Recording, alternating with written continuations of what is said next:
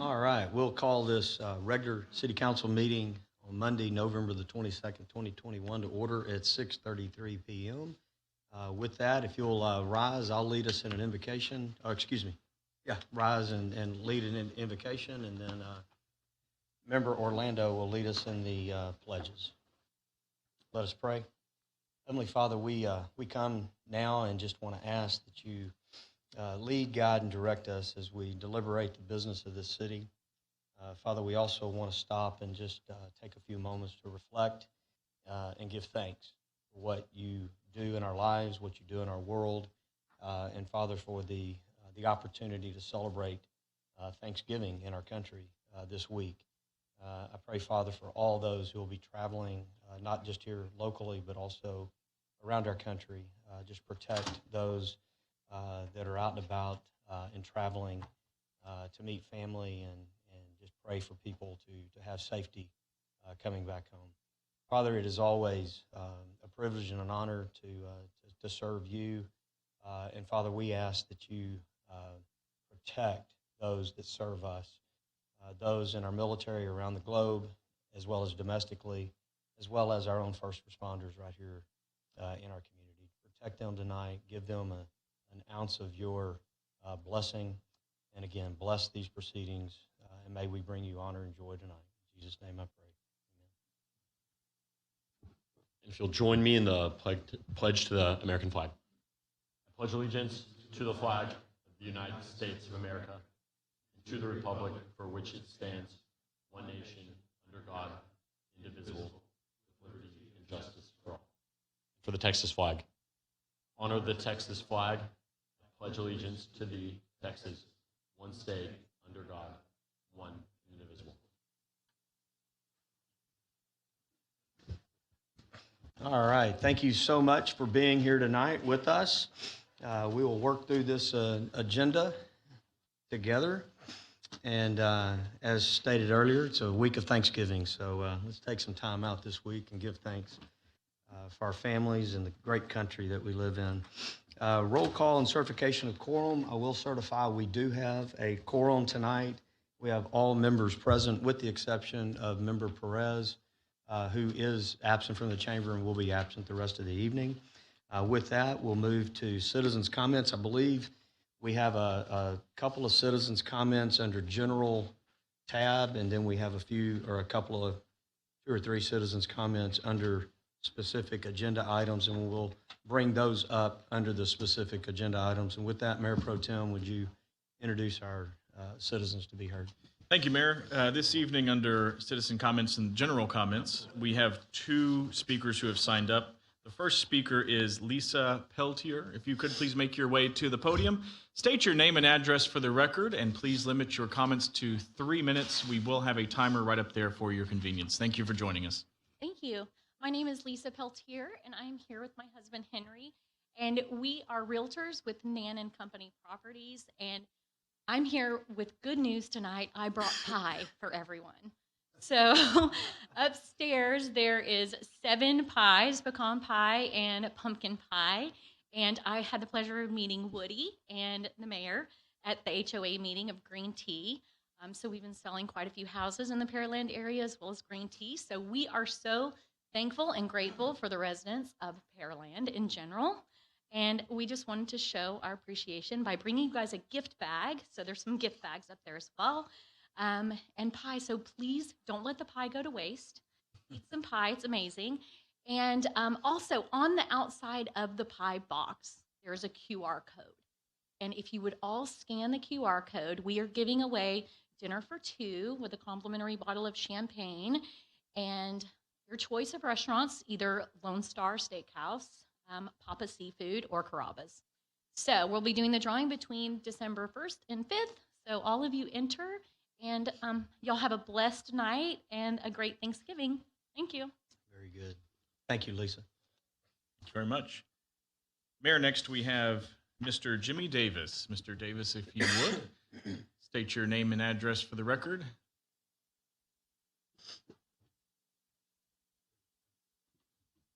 And thank you for joining us this evening, Mr. Davis.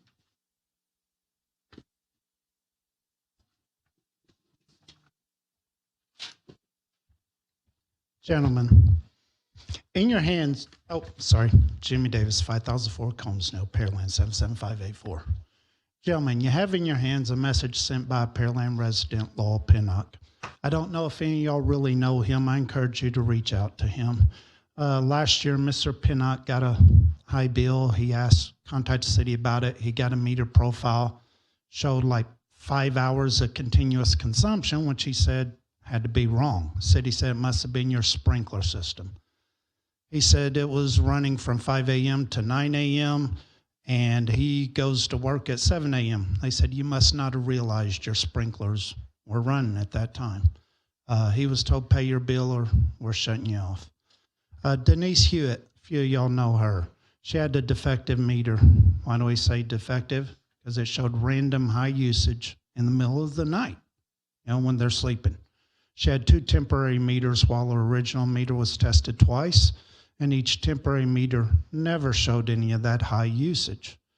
They finally replaced her meter, and that new meter, so the third one she had, the high usage in the middle of the night disappeared. But she was told her meter was fine.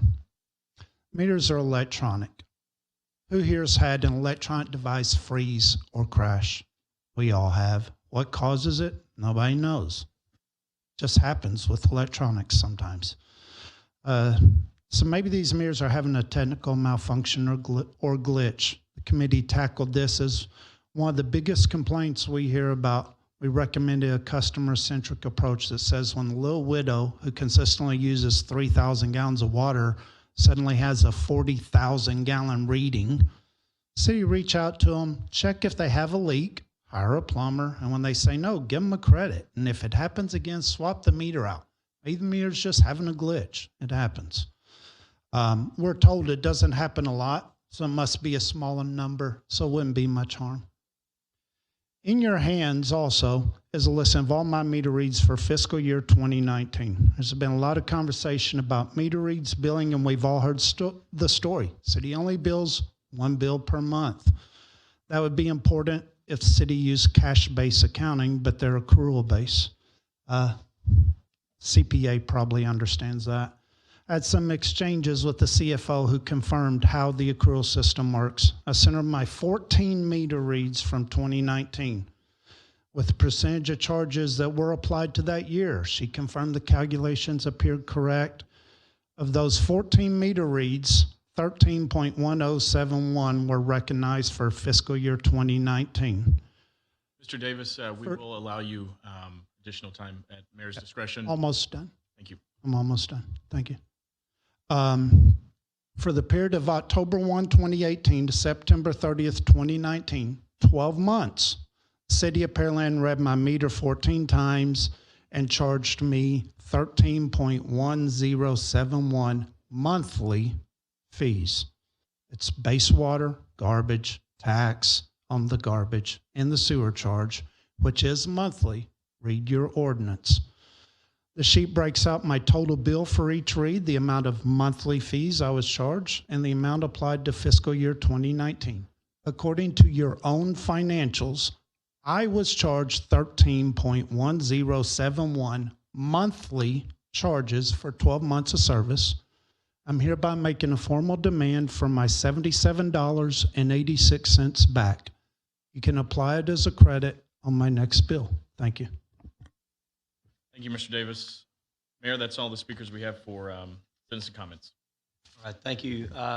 Mr. Davis, the last one that you presented, would you, have you given that information to, okay. Just want to make sure the address and account and all that. Okay, thank you for that. Moving forward in our agenda, we do have, like I said, we do have a few citizens' comments that they will be addressing specific agenda items later in the agenda. Moving forward, we have our consent agenda. We have been asked to pull item F as in Frank. Do we have any other items to be pulled tonight? You said F, right? Yeah, asking to pull that one off, and I'd like to have it placed on our next agenda, but put on the regular agenda and not on the consent agenda.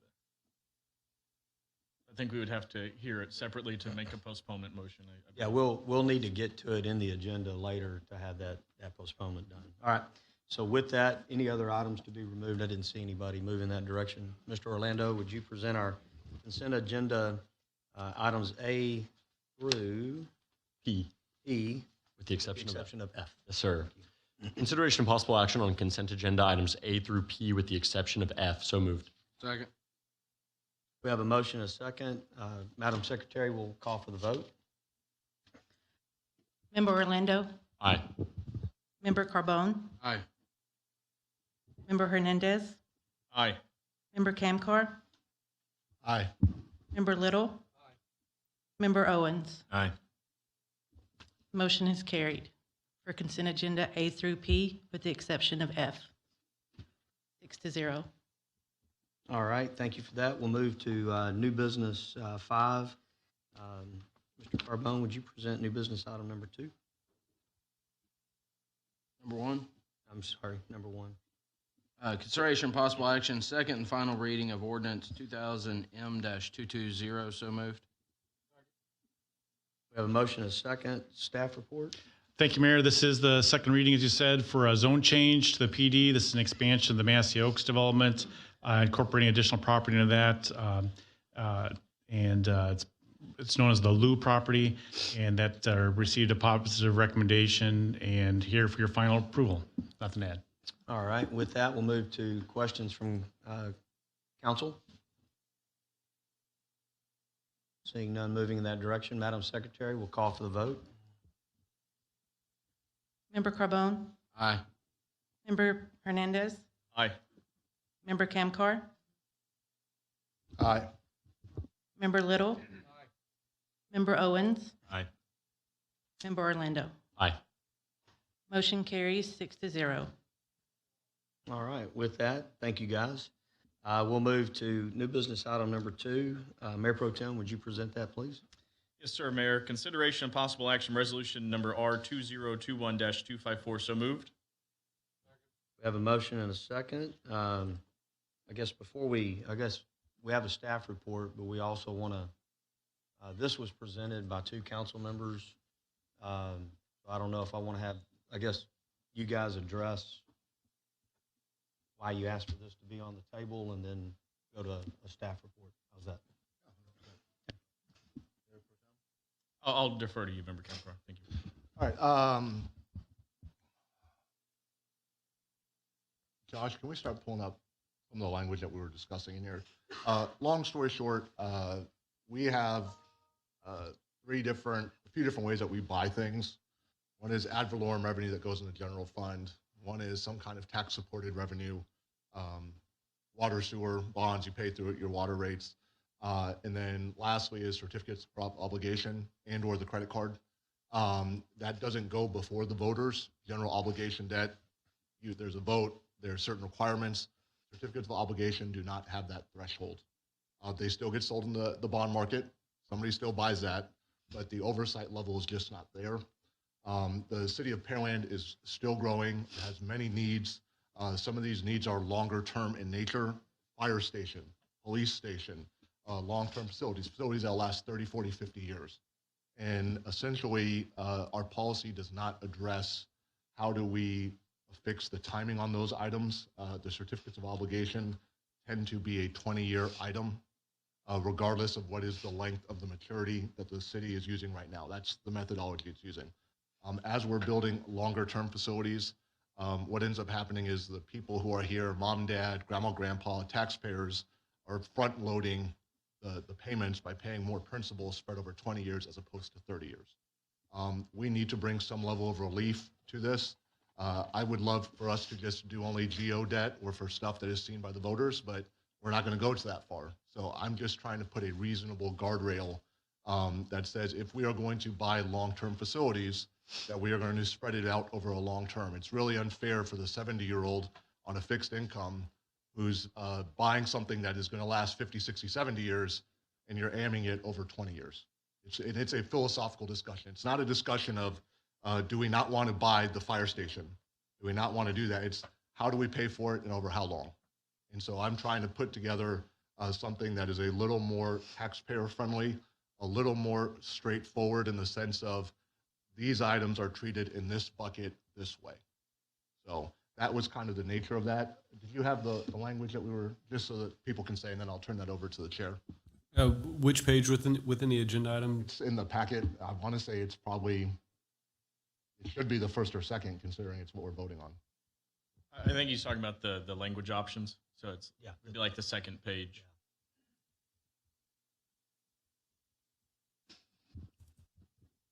Josh, it should be, I believe, number 1, because that was a motion that was subsequently amended at the last meeting, and the motion that was on the table was, I believe it's number 1, debt issued as a certificate of obligation will have a maturity that does not exceed the useful life of the asset being financed. For longer-term items beyond 30 years, the maturity will not exceed 30 years. Is that the language you're referring to? Yes. Can we put that on the screen just so we're working from the same sheet of music? That's not the amended language that we actually are voting on today.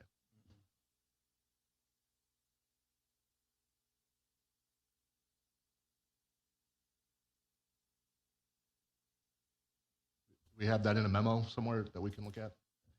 If you're, I'm page 5 of 404, Joshua, if that's, I understand. There it is. And then scroll up more so you can see the item 3. Yeah. Scroll So down. it's buried in this memo here. I apologize for everybody. This is not the Show all 3 of the options on. No. Hold on. Can we put what is on there as it was voted in the last meeting? Number 1, I believe, is that. Okay. This is what was voted on in, I guess, the October, November, I guess, 7th or 8th meeting. It was essentially, if you're going to do this to this threshold, and then the council in its guidance said for longer life items beyond 30 years, the maturity will not exceed 30 years. And I believe that was voted 7-0. Mayor, I move over back to the chair. Yeah, actually, I think it was 5-2, but that's okay. All right, well, it wasn't 5-2, it was 4-2 because we had one member. 4-2, you're right. One member was absent. But nonetheless, it was approved. And then I believe there was some questions from some of our council members, and we wanted to have an opportunity for our financial advisor and our bond counsel to address some of those questions and bring those back to council as well. So with that, Clay, I'm going to turn it over for, I guess, staff report on some of those questions. Well, so just to be clear, go back to that, please, Joshua. So the item was brought for discussion. There was some changes suggested, and that was reflected number 1. As I recall, that was adopted 4-2, but then the whole thing was postponed to tonight. So that's what we have here tonight. So the language that's before you, this is a council policy decision.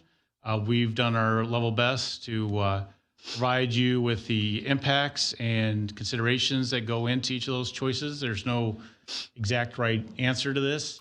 The council policy, as has been stated, has been 20 years for issuing the debt, and there's reasons for that in terms of, and that's explained in the material. And also, in terms of the long-term interest and credit ratings, et cetera.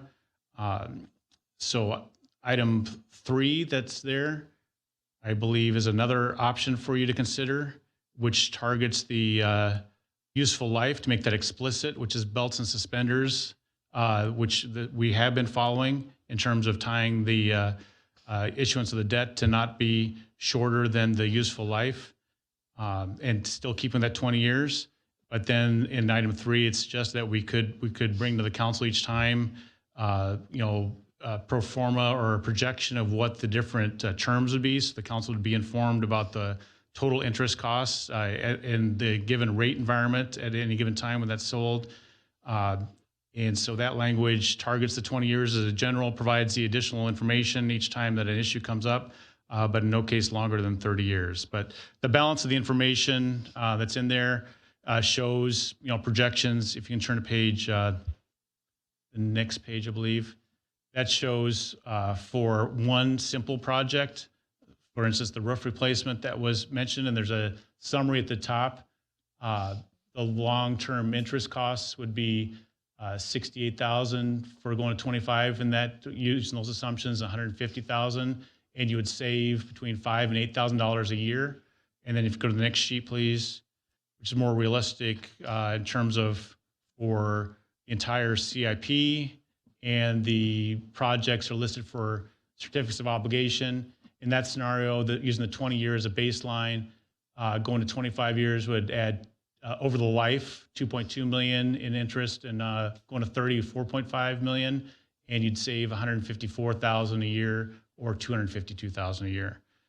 And if you go down to this curve, that just shows sort of the keep going, Keep going. the graph.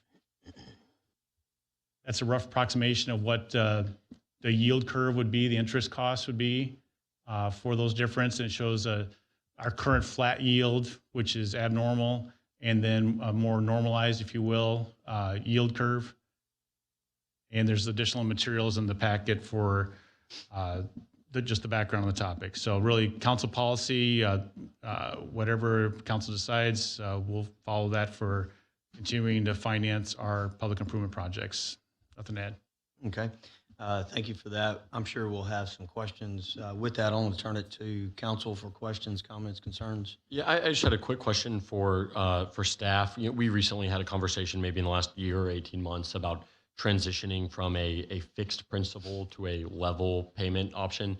And so, I mean, kind of the thinking behind that was there's a time value associated with money, and if we can spread out some of these expenditures over a longer period of time, maybe that makes more sense, even if you incur a little more interest, because that money is then freed up for other projects, and there's a value associated with that. I guess, could staff speak to how they perceive this fitting in with that prior decision of the council recently? Amy or John, you want to take that? Either one? Maybe John? Thank you, John, for being here. Normal, give your name and address for the record, please. Thank you. John Roebuck, Spring, Texas, sorry. To answer that question, it's a great question. So it's all part of the comprehensive plan. So when we look at your debt and you look at your tax rate, we look at it over a 5 to 10, 15-year period. Usually it involves your CIP, Capital Improvement Program, and we look at a 5-year debt issuance plans. We try to manage that tax rate, and that is why we moved to the new policy, more of a structured principal payment structure over 20 years for CO and CO debt. This, in line with that, just keeps that 20 years, keeps the policy in place, and we pay those bonds off faster because it's 20 years and we reduce interest costs by doing so. Structuring debt over a 30-year period, you're paying a little more interest costs because you're pushing some of that principal back. But again, we're trying to manage that tax rate more than anything. That's the purpose of doing so. Great, appreciate it. All right. Any other questions, comments? Member Carbone? While you're up there, John, have you had a chance to review kind of the proposals and I guess when we were looking at a page a minute ago, I think page 5 of 4, looks like staff, bond counsel, and the FA all recommended pretty much sticking with 20, but looking at 30 on a project by project basis. Yes, sir. I mean, and again, that'd be our recommendation because it provides more flexibility for the city, helps us manage the tax rate and the debt going forward as different projects come up. At the end of the day, it's council's decision. This is more of a policy decision than it is a financial decision. But we recommend item number 3 because it provides less flexibility, and I think it kind of does keep the guardrails on, as Councilmember Campbell stated earlier. And I mean, looking at the memo and the savings of sticking with the 20-year AM, I think that certainly makes sense. It's what the staff has been doing. It's kind of the direction, whether it's been formalized in a policy or not. We can do that tonight, but I'm a fan of keeping it at the 20-year, and I don't see going out to a 30-year on some of the CO debt with it's costing us an extra $4.5 million in interest.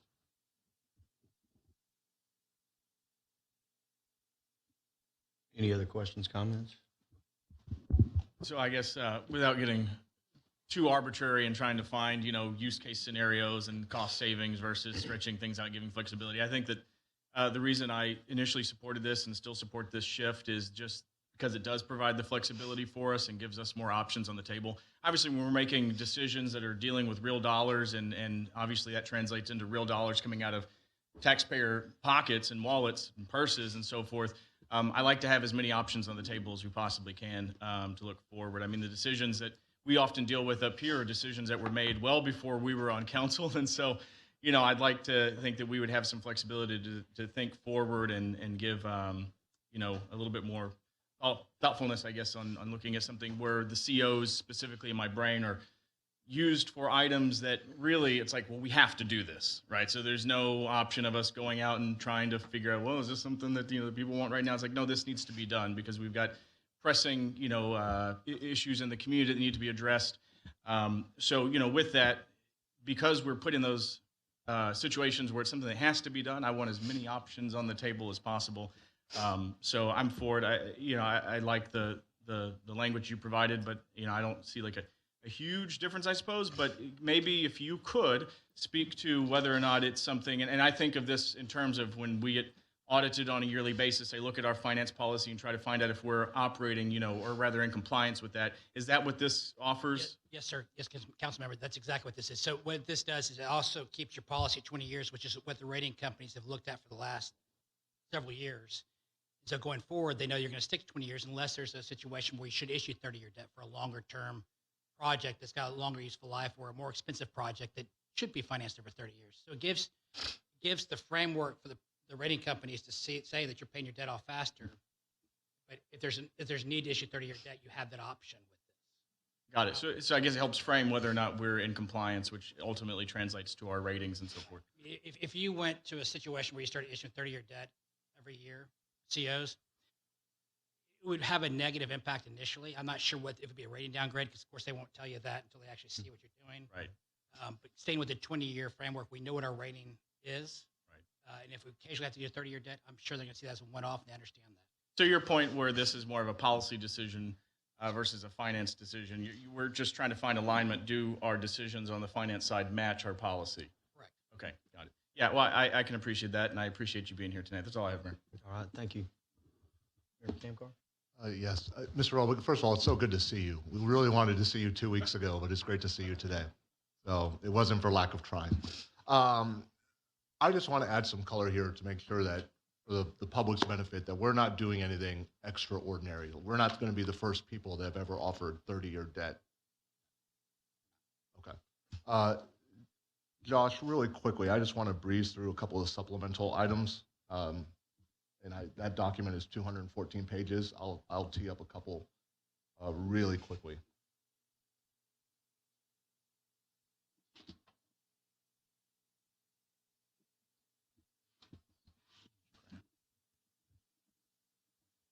All right, page 4. I'm going to guess page 4 of. Keep scrolling down here real quick. So taxable municipal debt issuances for 2019. Can we keep going down a little bit? There we go. So this is from Bloomberg. I just want to make sure. Bloomberg, June 15, 2020. So almost 40% is issuances more than 20 years. So we're not crazy. We're not 2%. Hold on. This is taxable market, correct? Correct. Yeah, well, it's a little. We don't want to issue taxable debt. Okay, but here's the thing: we're not the only people here right. going out there and fishing in this pond. Right. Taxable debt is really for issues that you cannot sell taxable exempt because they're actually special projects, whether it be hotel, airport. Okay, great. And then we'll go further down under MSRB's facts of municipal debt page. Keep going. I've got a different. Let's go. It's like 2 more pages after this. So no, right up. Sorry. Scroll back up 2 real quick. This is kind of their basics, facts about municipal bonds. Let's scroll up 1 more page, please. Let's read under maturities. I'm going to read this so everybody can hear. Municipal bonds are issued in maturities often falling within the range of 1 to 30 years. This is from MSRB. This isn't for me, not making this up. This is somebody that's not Alex making this idea. So I'm not crazy here. Let's go 20 pages down from here. And this is going to go into the CIP. This is all in the supplemental document that was posted on the city's website. Keep rolling. All right, you want to start slowing down. Keep going just a little bit. Keep going a little further, a little more. Okay, stop. This is a number. So CO and GO debt is issuances in column 2021, 22, 23, 24, 25, and 26. So that's the near-term future CIP. There's not a number there that looks less than what, almost $12 million. The taxpayers who have to pay that, I would just like those folks to not pay the full boat. A lot of these items are extending beyond 20 years. I'm gonna demonstrate that a little here later, but those are large numbers. It's real money, and mom and dad got to pay for it. Wouldn't you like the tax rate just a little bit lower because you are handling the maturity a little further out? Mom and dad spend 30-year debt on a house. If you want a 15-year debt, you pay more in principal. The payment is bigger. I would like to give a little relief to the taxpayers that work so hard. That's kind of what we're doing here. This is the illustration on the CIP that was presented in June of what we're going out to the market. Some of that should be 20-year debt. A lot of that should probably also be 30. We'll go to page 35. Can we go 4 pages down from here? This is the one. Our CIP presented in June. If you're a city watcher, you'll remember a lot of this. You see the second to the most right, certificates of obligation. You can kind of see the total project. Check mark 4.6 million. Check mark 900,000. Check mark 10 million. Check mark 13.2 million. Check mark 28 million. Check mark 8.6 million. Check mark on and on. You get the idea. These are large numbers. Some of those items are very long life. Some of those should be structured on a 30-year number as opposed to a 20-year number so we can lower the tax burden on mom and dad just a little bit. It's incremental, but everything adds up at the end of the day. Page 57, so 22 pages after this, please.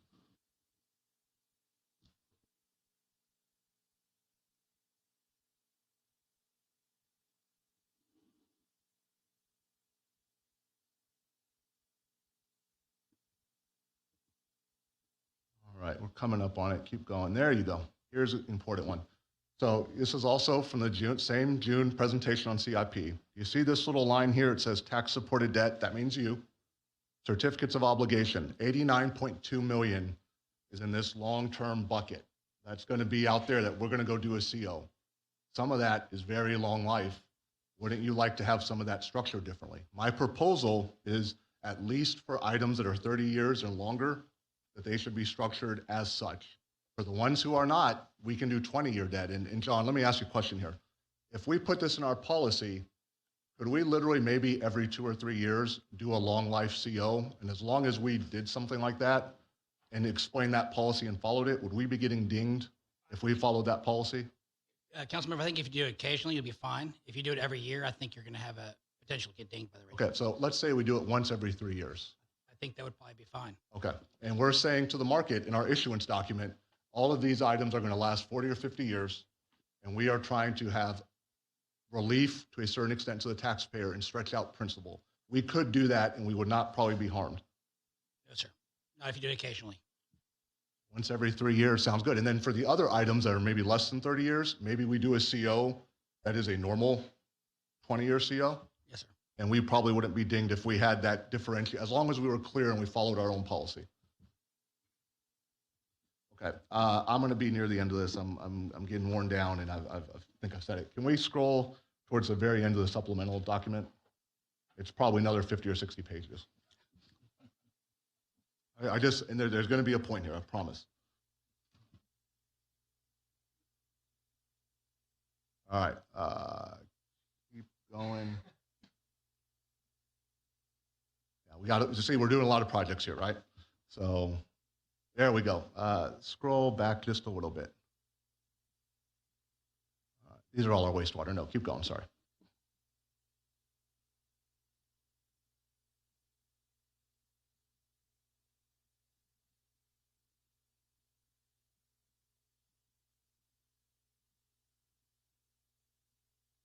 Keep going. Okay, no, it's 2 up from here. So, okay, scroll down now, please. All right, so here's all the projects that are in future CIP that are not on the list. between drainage, parks, facilities, streets, all this good stuff. Let's scroll to the very bottom. That number is $437 million. That is real close to $500 million with the B dollars. A lot of that is going to be on COs. We already have a lot on COs now. I'm just saying for the taxpayer that will have to foot the bill on this, let's just structure this a little more taxpayer friendly. All I'm asking us to do, right now, our policy does not address COs specifically. All I'm trying to do here. I want to make it a little easier to work with. Can we scroll one down from yours? All right, never mind. I've done. I yield my time to Member Little. Thank you, guys. In looking at the three definitions, 1 and 2 seem to limit it to the useful life of the project, whereas 3 says that we can consider here as a body council to extend the life more than 20 years. No case longer than 30, but it doesn't seem to be tied to the useful life of the project. Is that the case, or am I just misreading? That is correct, yes, sir. In a perfect world, we'd issue, I should say perfect world. In this scenario, we'd issue one debt obligation for one project. Okay. We don't do that. I personally have a problem with incurring debt longer than the useful life of the asset. Well, so if we've got 10 projects in that, and one's a roof replacement, one is short-term obligation, it averages out to 20 usually in our usual CIP. Now, there's occasionally a project like we did for the water and sewer system for the Texas Water Development Board a couple years ago for $108 million or $109 million, which we issued for 30 years. Well, if you're lumping projects together, that's different than individually. Changes the average useful life. It does not exceed the term of the debt, then I understand. Thank you. All right. Woody? I think everything's been said. Time we get down to this end of the table. But I appreciate what remember Alex is going through on this, and it's pretty obvious as he went through in detail and read through all of this, and I support that effort that he's done. He's spent a lot of time on this and getting down to the nitty gritty on it and looking at that, and we had a lot of them that we considered some of the stuff that happened in the parks over there in the auditorium and went on a 20-year bond for something that went out after 10 years. So you're paying for the 20-year bond on that at the same time. So you have to replace it, and you're paying additionally, on a CO for that again. So it's a double whammy. But I support the effort that council has got out here at this point.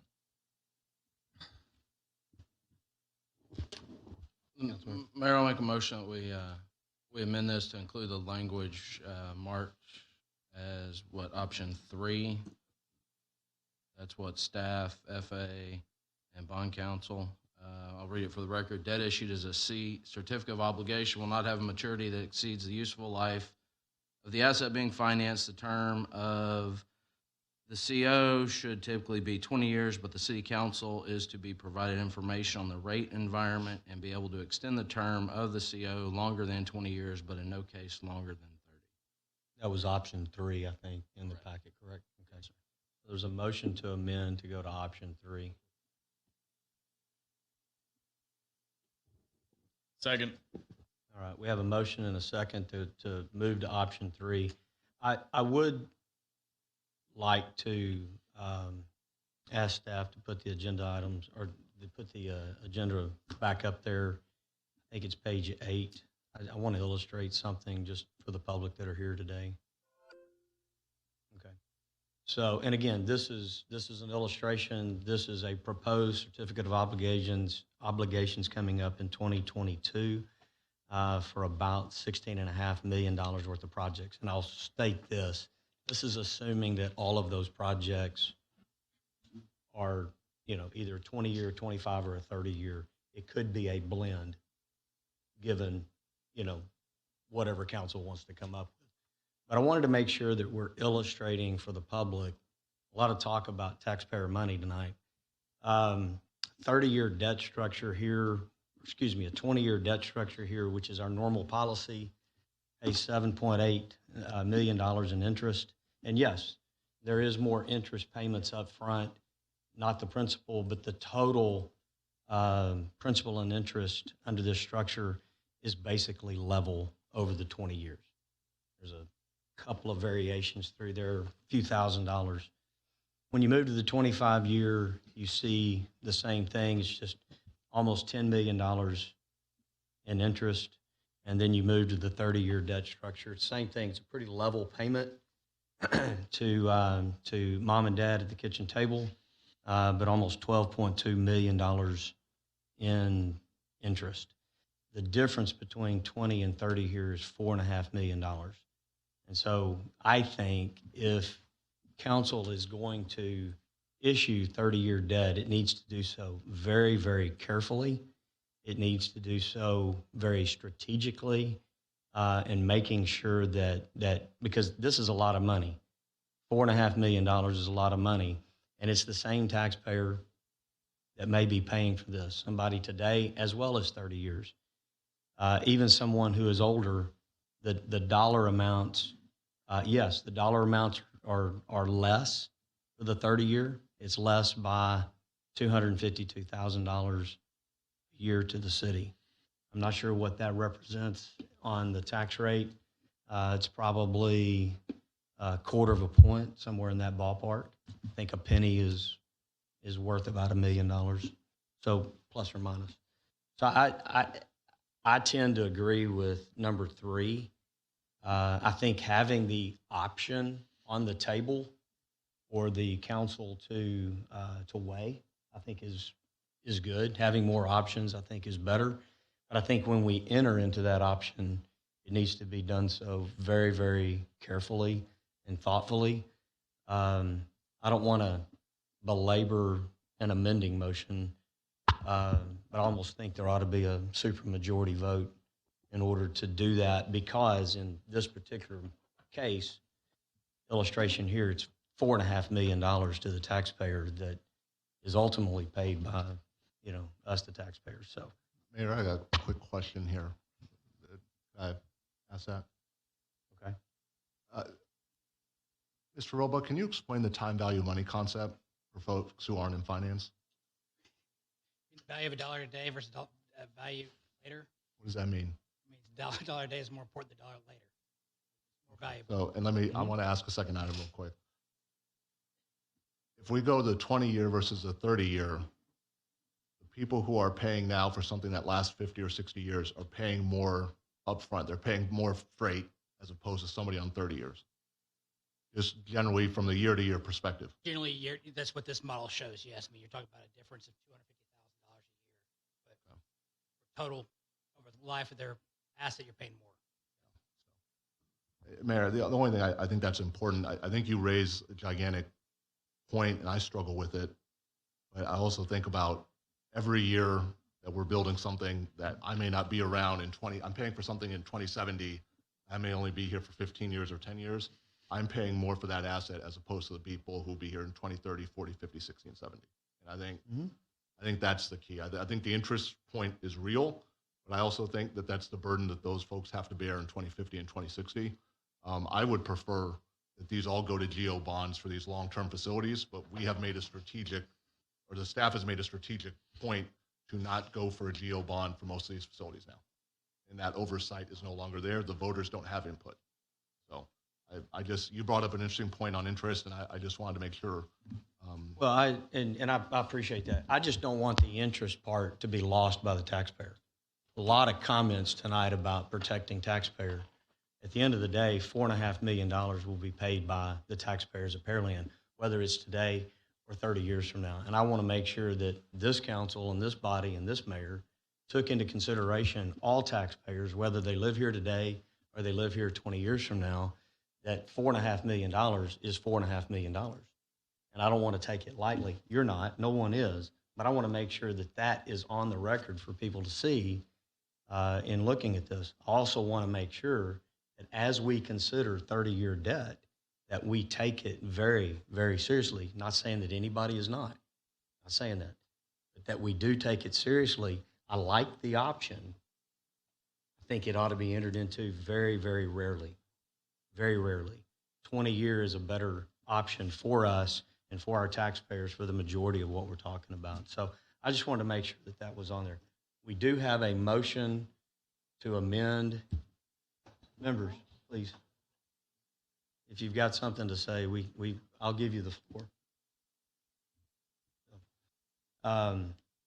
We have a motion to amend that's been seconded. Or any other, and that was to go with option 3, which was in our packet. Okay. Are there any other comments or questions on the floor? Just ask John, is there any, if you could just give real clear, I guess, feedback on 1 versus 3. So what we had previously and what 3 is. No, the amended motion. There's an amended. Correct. Yeah, but the motion to amend is to bring forward number 3. All 3 does, it states in your policy is 20 years, but you have the flexibility to do 30. The other one is basically its useful life, so it's 30 years, more likely. Okay.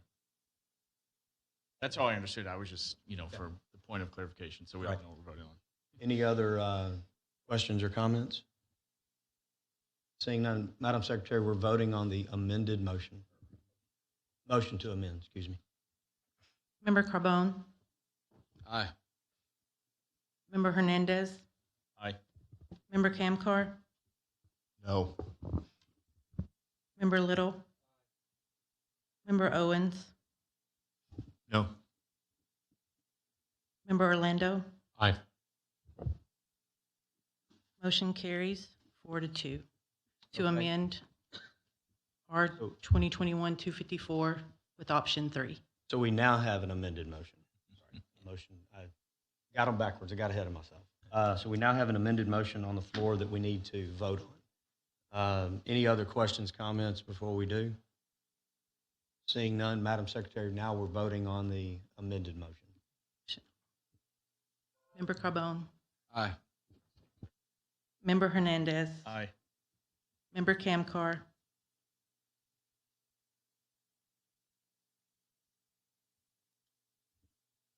Go ahead.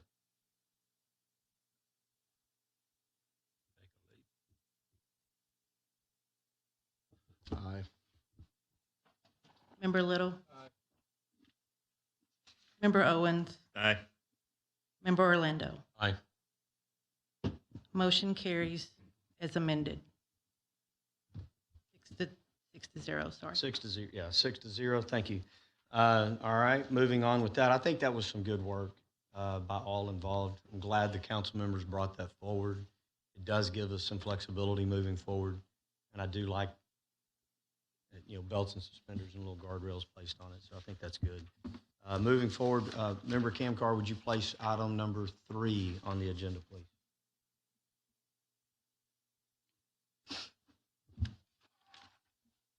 Consideration possible action R 2021-272. We have a motion, a second. Staff report. Good evening again. This is a major step forward for award of completing the software that's necessary for running our water and wastewater systems. As it says in the background, that the SCADA, Supervisory Control and Data Acquisition, is the brains behind the constant sensing that's required for the system and management of that. They'll improve efficiency and effectiveness. This is technology that's used in major utility systems around the world. Generically, SCADA is well proven. This particular for the Pearland scenario, we've been working with CDM-Smith, and this is an extension of their work, almost like a guaranteed maximum price on those types of construction contracts. But we're to the point now where we've progressed the system and the work and ready to go forward with the bulk of the award and have CDM-Smith finish that with us so that we're up and running and have the telemetry and the technology ready to go that's necessary and required for running our utility systems. So happy to answer any further detailed questions, but we're ready to move forward on this. Nothing to answer. All right, thank you for that. Open to council questions, comments, concerns? Anything? Wait, we're on budget. This item, correct? Right. So we have to balance. I mean, had separate projects, if you will, for the water and wastewater, so we're having to rebalance those, but in whole, we're good to go. Any other questions, comments? Seeing none, Madam Secretary. Oh, what?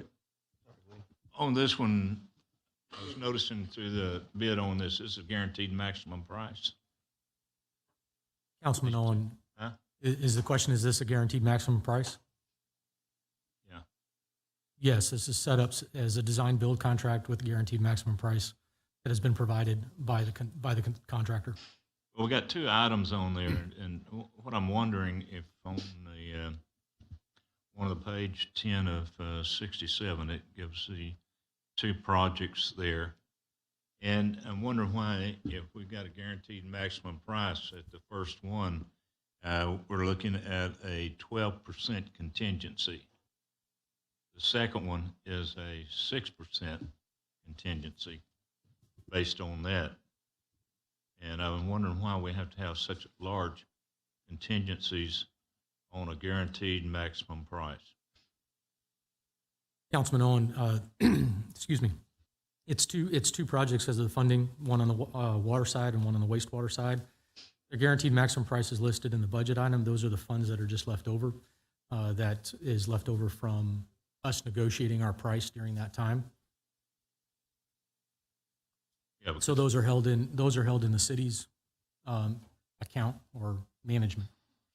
you know, that's what I was wondering. If you look on that page, you've got a 12% contingency based on $354,117 on there, and then funding source down there, you got $2,400 on that, and then the next one is in at 2.249697. So if you will, all of these, these tables are updated, when we're doing the CIP, and we're retaining that, and we'll adjust that if anything that would go over that price, more than the allowed percentage would come back to the council for consideration, not anticipating that, but we'll adjust these and, when we do the CIP next. So these are just our budget worksheets, those tables. Okay, because this right here is showing a 12% contingency. That's just because we're not needing the entirety, so that's what's left, yes. Just real quick, then Clay or Robert, either one. So the contingency that's in the chart, that's contingency for the project. It's not contingency for this line item. You're not awarding that. Is that? I'm sorry. Yeah. So the two items that are here, one for water, one for wastewater, they don't have a contingency because those are guaranteed maximum price. That's correct. Contingency is what's left in the project. That's correct. That's just what's left in the project budget. And so it falls to the bottom line, basically. It's not a part of contract award. What I'm asking. It's not part of the contract award. It's just our remaining budget after the award of this contract. Sure, and I understand that, on that. But is this cash basis? We're paying cash for these items or what? Yes, sir. Okay, so we're not selling anything for these items, are we? That's correct. Yeah, from what I gathered on there, and it showed the contingency on it, and I just had a big concern about the contingency, to be honest with you. I mean, So just to be clear, that's not like a contingency there's any intention to spend. It is the budget as it was originally approved, and taking out all expenditures to date, including the guaranteed maximum price, and it's just the remaining balance for the project. And as we typically show in our projects, we show that remaining amount as a percentage contingency in case there are any owner-directed or owner-requested additional expenditures or any other expenditures outside of this particular contract for the project. And if when we reduce those, like going to construction, if there's anything above and beyond that, that's what we show as the project balance. And here it just shows on the contingency line. so this price is for the design, program, and construction phase services. Is that right? So this is the price for the equipment, the programming, the installation, and everything remaining to bring all the equipment, software, and in configuration and installation. And what does the construction phase services include? Can you point me towards what Is that you're just asking about? the inspection of the installation? Can you point me towards what you're asking about? I'm just going to what you got written up here. I know, but where is that? Yes, it pays for the design, the programming, the construction phase services on it. So they're going to be doing. Brent, he's that. talking about the agenda item itself, amended construction manager at risk contract with CDM-Smith. Goes through the two amounts for design, programming, construction phase services. Yes, so that's everything that's included in the scope. All right. Any other questions, comments? Member Campo, were you going to say something? No, I didn't have anything, Mayor. Okay. I just started, turn your light on. I want to make sure. All right. I don't see anybody else moving that direction. Madam Secretary will call for the vote. New business item number 3. Member Camcar, Aye. Member Little. Member Owens, Aye. Member Orlando, Aye. Member Carbone, Aye. Member Hernandez. Aye. Motion carries 6-0. All right. Thank you for that. We'll move to new business item number 4, which is, for now, is a discussion item, 3230 plan updates and alternatives. With that, I'll turn it over to the staff for staff report. Harry, did you want any comments from the public first, or how? Do the staff report Okay. first.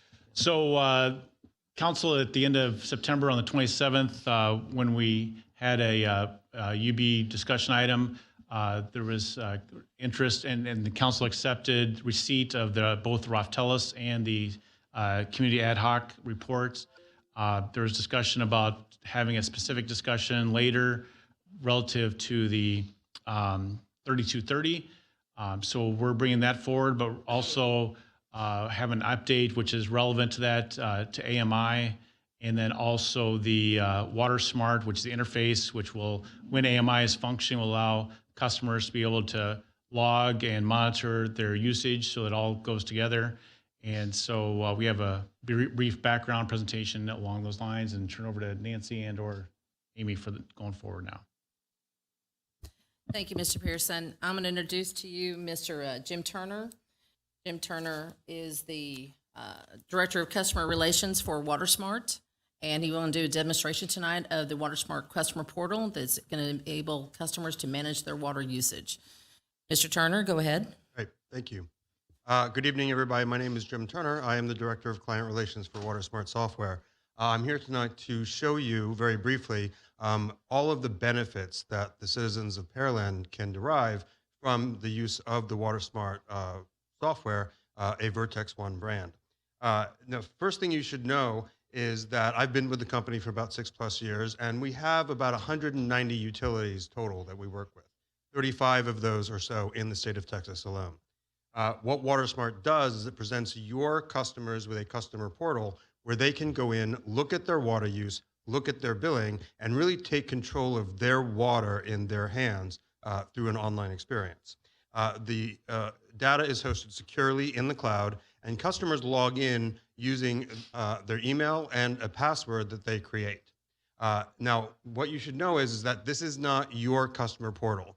This portal is our demonstration portal. Your portal, we're still putting the finishing touches on, the bells and the whistles, making sure everything looks good, and it will be branded so that it looks like your branding for your city. But the portal itself presents the customer with information that's important to them to help them manage their water use and their bills. We give the customer a number of comparisons that they can use to manage that bill. For instance, at the very top, they're given a comparison between their own water use and other customers that are like them. So we present to them the average water use for other households of about the same size with about the same irrigable area, and as well as the most efficient customers. So they can see how they compare and then manage their water use and, of course, their bill. In addition, customers can view their water use right here in the portal, as well as their bills. They'll be presented with their most recent bill, as well as a history of their bills that we'll have on file for them. We'll keep the bills on file for as long as you, the city, are a customer of WaterSmart.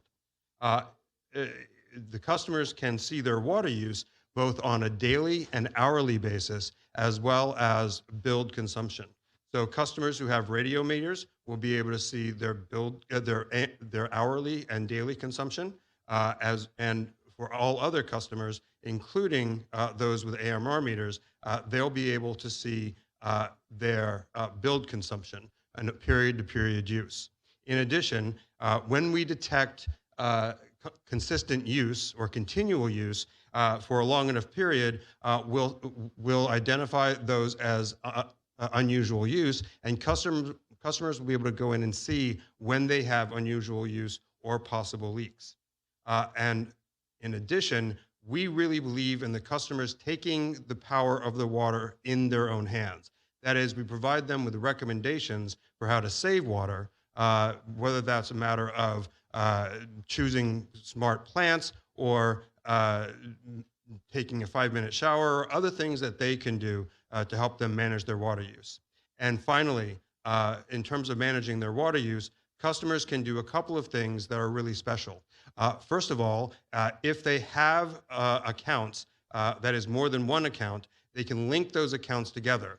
And by doing so, they'll be able to see the accounts in a roll-up fashion when they first log into WaterSmart and be able to click into each individual account, as well as adding additional users in cases where there might be a property manager or a family member who needs to monitor the use. In addition, customers are able to set their own communication settings so that they can sign up for notifications when their water use is a little high, or when their bill is expected to go a little higher than normal, or to manage how they receive leak alerts. WaterSmart, again, detects unusual use and will send alerts to your customers to let them know, hey, you have unusual use and you might want to go and look at it. When customers get a leak alert, or when they decide that they'd like to check for a leak, we have modules inside WaterSmart that will help people to identify leaks or to find leaks and repair leaks. So they can start checking for leaks. We'll take them to toilets, fixtures, irrigation, other areas, and they can tell us at any time, or they can tell you at any time whether they have a leak or whether they found a leak or whether it's not a leak. In addition, customers can answer that question for themselves that we all hear all the time, which is, why is my bill so high? We have a bill investigation tool that will take them step by step through their bill and all the reasons why their bill might be high, including perhaps they irrigate a little bit more than they have before, they might have a leak, or maybe even the billing period's a couple of days longer than normal. So all of these reasons we give customers for why their bill might be high. And again, the important thing here is that we're really putting the power of water in the customer's hands so they can see their use on an hourly basis, a daily basis, a periodic basis, and sign up for alerts so that they'll always know when their usage is a little higher than normal. So thank you very much for your time. I really appreciate your being here and being able to show this to you. And I'll turn the rest of the time over to Mr. Upton.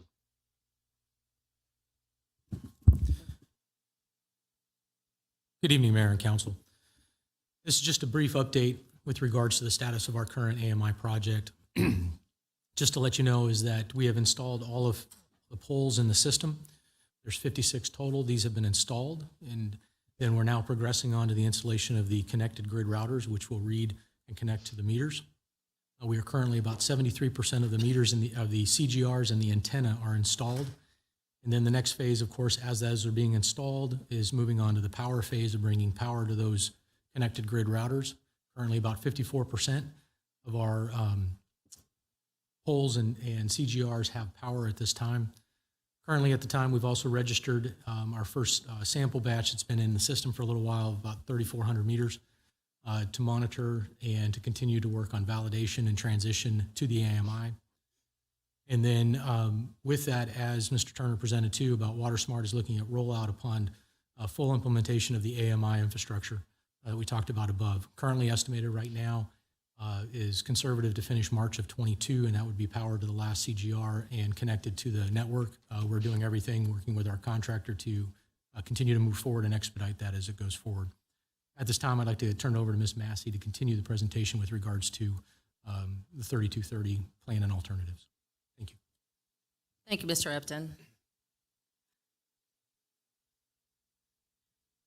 As requested by the council at September 27th council meeting, for this presentation will illustrate an update on the progress of the adopted 3230 plan and alternatives to the 3230 plan with implications and considerations. To provide a background, in 2018, UB staff began billing customers 28-day reading periods compared to 30 and 31 days. The shortened reading period created an increasing gap between the billing meter read date and the bill date. In February 2020, the council was presented with three options to compensate for the delayed receipt of the revenue.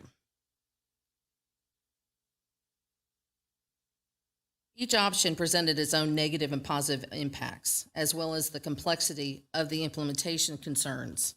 Moreover, each one impacted all the customers, including the difficulties of the communication. After careful consideration, the City Council approved the 3230 plan to slowly close the gap by billing 2 days in each billing cycle and to account for 32 days every 30 days.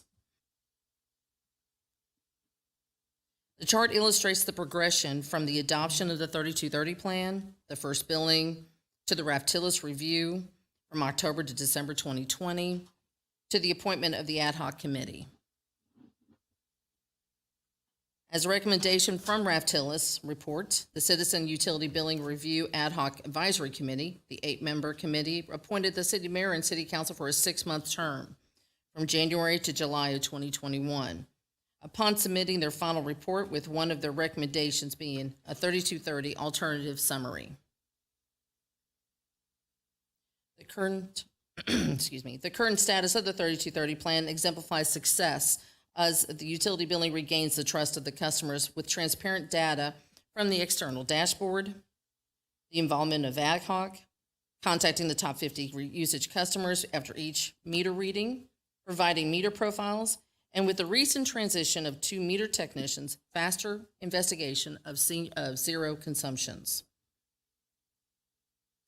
In addition, notable decreases in the escalated inquiries, staff successfully billing one of the council known issues of the 2 bill dates for cycle 14 in October of 2021.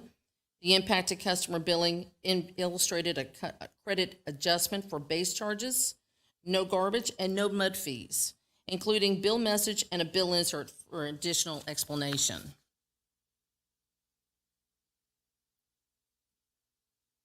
UB staff's customer-centric focus and thorough communication with posting billing schedules by cycle in a PDF format for customers to print and post on the refrigerators, illustrating each of the billing cycles' read date, bill date, and due date for budgeting and planning.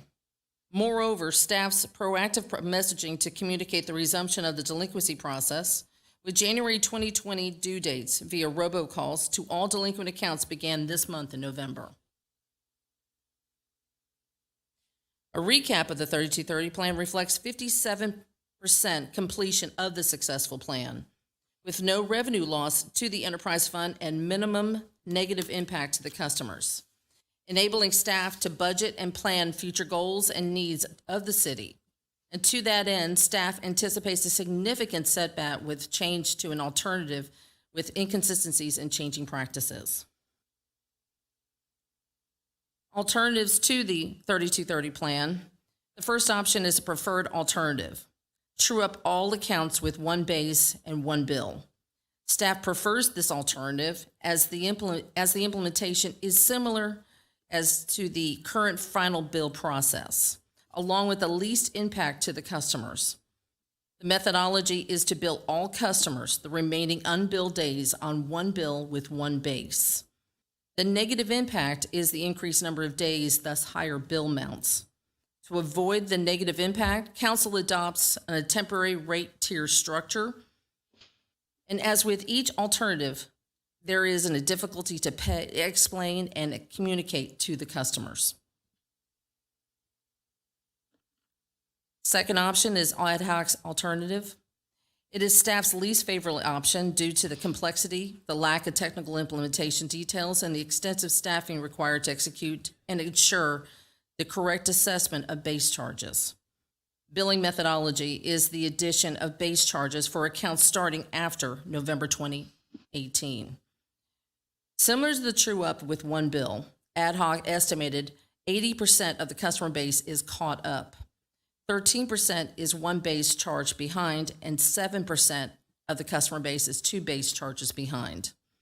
There is no clear definition as to the start of the 13% and 7%.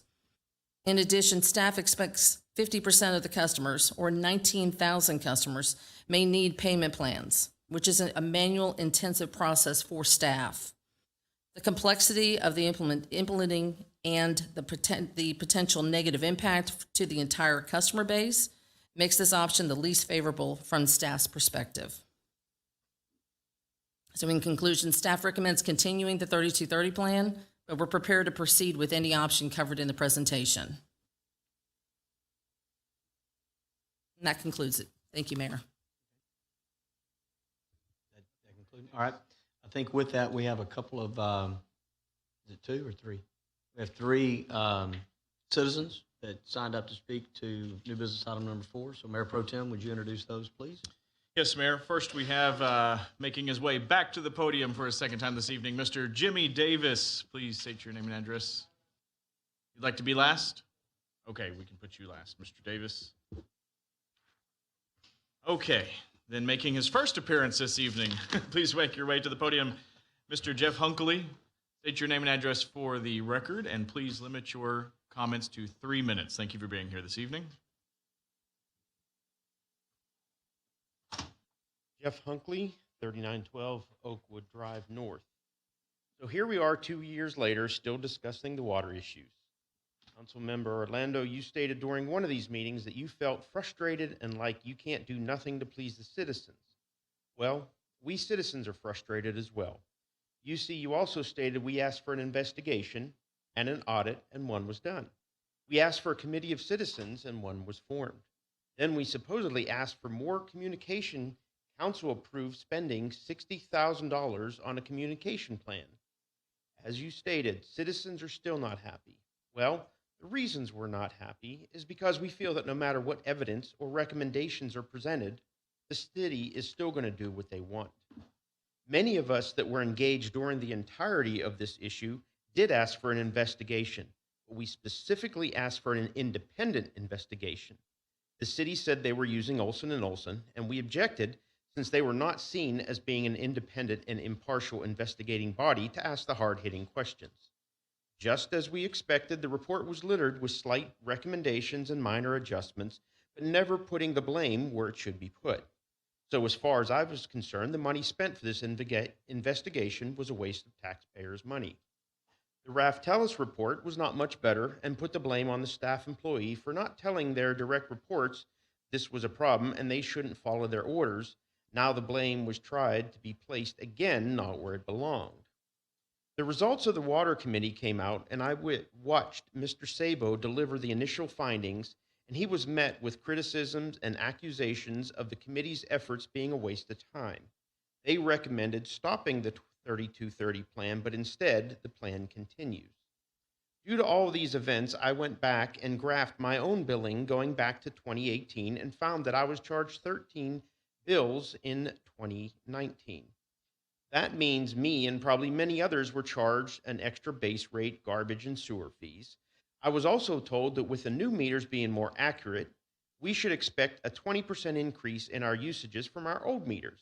Initially, I was charged 21% more, but that steadily increased to 54% during the month of February when our usage is already at a yearly low.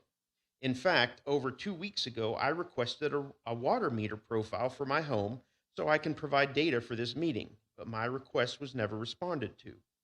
The city can communicate through their website and on their water bill, and so I spoke out against spending the $60,000 for a communication plan, but that was passed by council as well.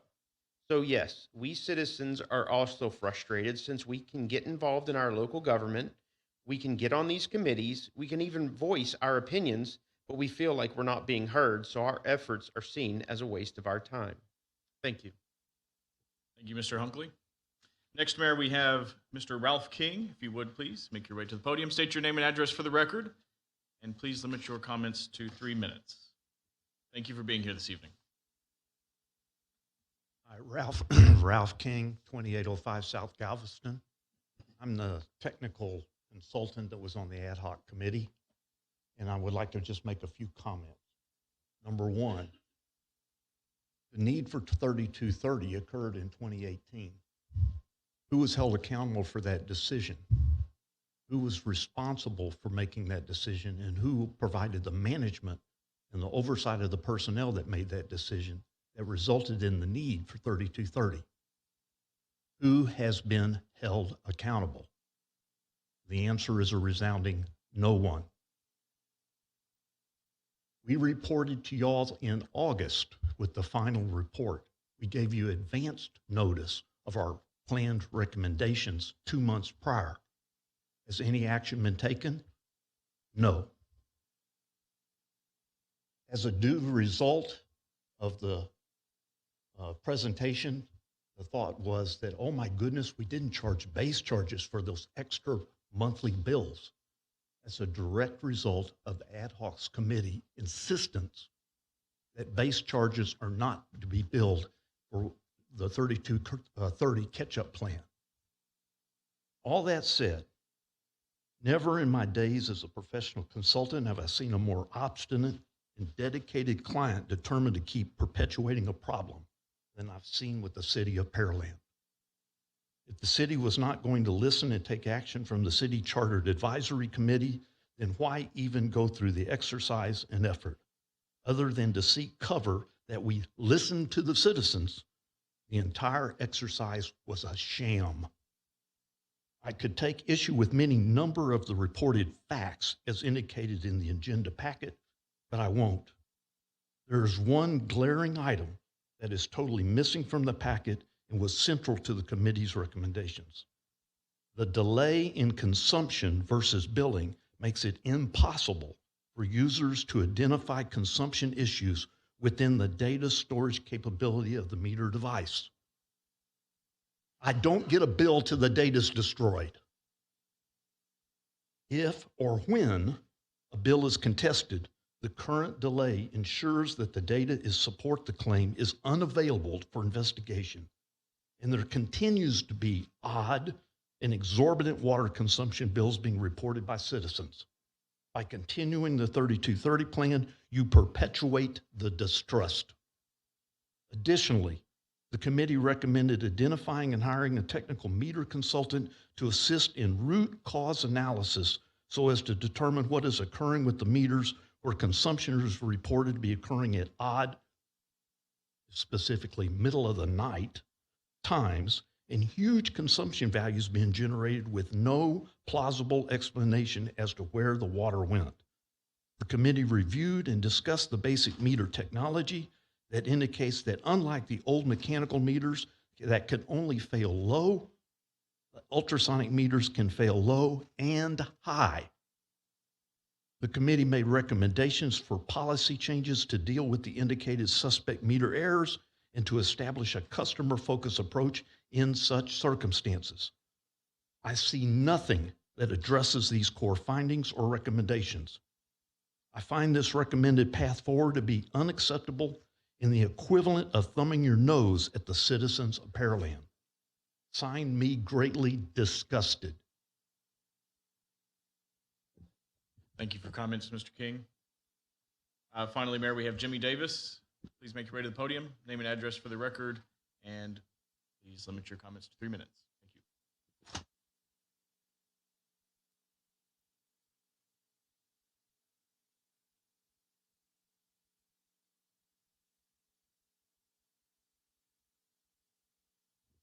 Jimmy Davis, 5004 Colmsnell Street. Jim, I'm speaking to you as a member of your ad hoc committee. Early this year, you appointed a committee to give recommendations regarding meter to cash. You told us your number one priority was what to do about 3230. Committee tackled it best we could despite the difficulties we had to overcome getting information. We made our recommendation in late April. We finished our term in July, gave you our final report, which was finally adopted nearly 2 months later. In early August, the mayor asked me personally to prepare a step-by-step plan to move away from 3230. I was told that the city manager was interested in it. In your hands is what was provided on September 2nd. I was asked to develop a timeline that would have us away from 3230 by the end of the year, so deadline dates for each step were provided. In staff's presentation on slide 14, they made their presentation on our recommended alternative. There are a couple statements that you need some additional information on. First, the three groups. As the committee shared, one of our foundational principles was that everyone owed a certain amount of money and they should pay what they owe. That is what created the three different groups, and it's because of the direction given by the city manager in 2018. The committee understood the specifics, and when compromise and giving away some of the services to make it simple for staff was pitched internally within the committee, the consensus was clear. People need to pay what they owe. Some people have received free services. Staff is aware of that. In the packet you've given, the second page is an email from August 5th, 2020 by the utility billing manager attesting to a renter who had lived in the current address for a year, was moving, and staff made the decision to give away $115.16 in services. That happens all the time. It was at that point that I became aware of the issue and realized the staff was fully aware of it and was choosing to give away services. In late March, early April, as we were developing our recommendation, the utility billing manager asked for a high-level overview. We provided one, and she was confused, particularly around the three groups. The committee vice chair and myself attempted twice to set up meetings with the UB manager to explain it, to go over it. Each time they were accepted, and at the last minute, she canceled every meeting. After the second cancellation, we were told don't set up another one. Staff states there's a lack of technical implementation details. That's because they rejected our attempts to give them the technical details. We wanted a recommendation that everyone would be on board with, but the bottom line was clear. There was zero chance they would ever consider our recommendation, ask questions, and be open-minded. I would point out on slide 14, the very next bullet, after talking about lack of technical implementation details, is the amount of staffing it would take to implement that recommendation. How can they give that assessment if they don't understand it? And what's the basis for their payment plan estimation of 19,000 people needing it if they don't understand it? It's abundantly clear to me. Staff was never going to work with the committee in good faith. If council has questions about our recommendation, I'm happy to answer them. Thank you, Mr. Davis. Mayor, that's all the speakers we have for this particular item. All right, thank you for that. We'll open up discussion for council questions, comments, concerns. Member Owens? Yeah. Seems like we're never going to get through with this water problem. I want to step back in a little bit in time that this council sat here over this past year and a half, people, residents coming in, screaming and hollering at the city council members of screwing up and none of us should have jobs up here. They would never vote on us again. And that's all fine and good, but I'm here to tell you, not one decision was made of this council. It was made out of the staff. And I don't know why the staff didn't stand up and say, you know, this is something that happened and we're informing the council now of what happened and what occurred on this water problem. But nobody did that. But this council took the heat of everything while nobody else did. And I'm really at a point of a real irritation that that actually happened, that we sat up here for the whole time and took criticism for months of when people would come up and speak. And rightfully so. They did not know on this. And that was a point of irritation that I had with our staff not saying one thing about it until they come in and we were made known of it after a period of time. But we had nothing to do with the thing that happened on the water. We were surprised, as most of you are. And we're, all of us sitting up here pays a water bill just like everybody else does. And I think, at the last time that we brought this up, I kind of blew up on it, and that's fine on there. I'm ready for it to be over. Whatever it takes to get it done and get it over with. And I said, previously, I don't care if we take the rest of the money and blow it off and say nobody owes us nothing, let's do it. It wasn't the residents' fault, it was the staff's fault. So that to me is really a point of irritation that we sat up here and all the council members sat up here and took that every council meeting, people screaming and hollering at us. And we're not worthy to sit up here on it. And of course that is, we are the city council, we set policy. And I think if you look in the future, and not distant future, in the near-term future, you'll see a lot of policy changes made by this council to make sure that we are informed to this and whoever it is. And so I'm saying that I've heard all the information out there and heard the three speakers here. And I appreciate you coming up and saying what's on your mind, because that's the way it should have been done from the beginning on here. But I'm ready for the problems with the water to be over with, to get it corrected one way or the other. And I'm calling on staff tonight to get that correction done and get it here to us so we can do it. Come up with the right thing that we need to do to come in and get past this. We've been going on, for 2 years with this and really not resolved anything. And it's time we resolve it. Thank you, Mayor.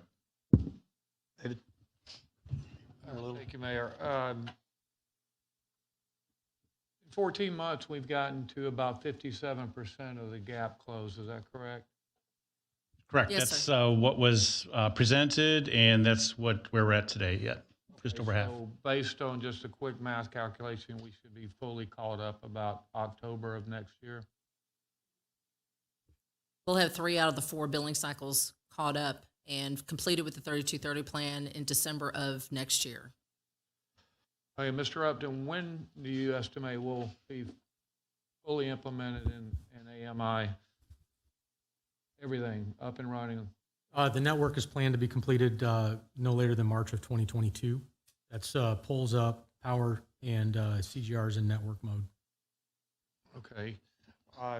Is what the gentleman said at the podium, Mr. King, I believe is his name, that if a person contests their water bill, that the actual data is no longer available because it's been destroyed.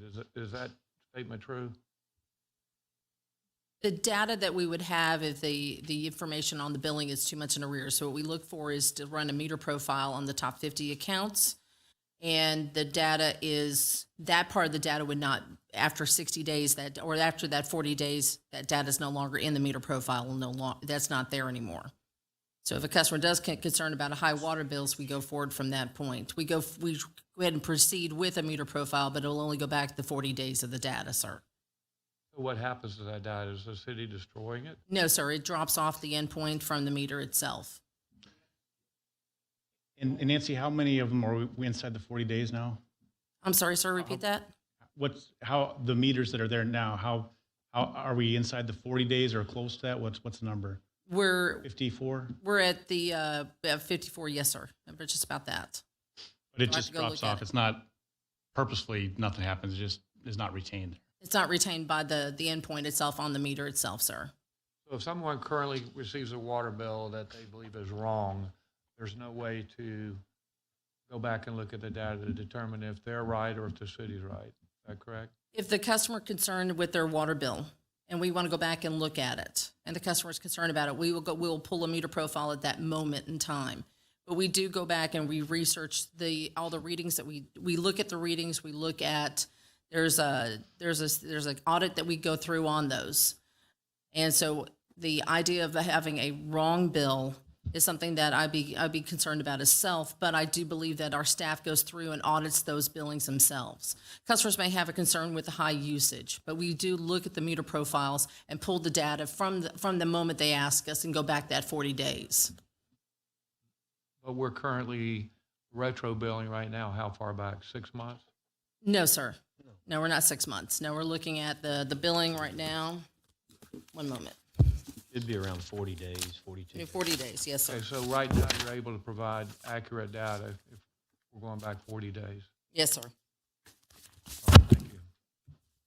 But that's, I think the point is, if you go and pull a meter profile today, it's from today back 40 days. Correct. The bill Yes. they received was the previous 32 days. So you're not going to get the meter profile for those 32 days. It's already passed, as Nancy mentioned. Mm-hmm. And I'm not sure how that works with the endpoint and all that, but it's not attainable. It doesn't maintain that anything past 40 days, member Little. So when they get their bill and they see a shock, we don't have a way to even go back and pull that data. Not this time, no, sir. We know the 32 days. We know how many gallons the meter is registering, but we don't know what hour of the day. We don't know anything like that on that bill. Now, as 3230 progresses, there is a point in time where there will be some overlap. Correct. This has been my issue with the 3230 from day one, is when somebody has, a legitimate beef and issue with their water consumption, they forget what they did 2 months ago. I mean, they're not thinking 2 months ago. They're thinking in the last 30 days, this is what I've done with my, with my home. That's one of the reasons I have an issue with 3230, is it's not in real time. Is it a way to get caught up? Yes, it was a particular way to get caught up.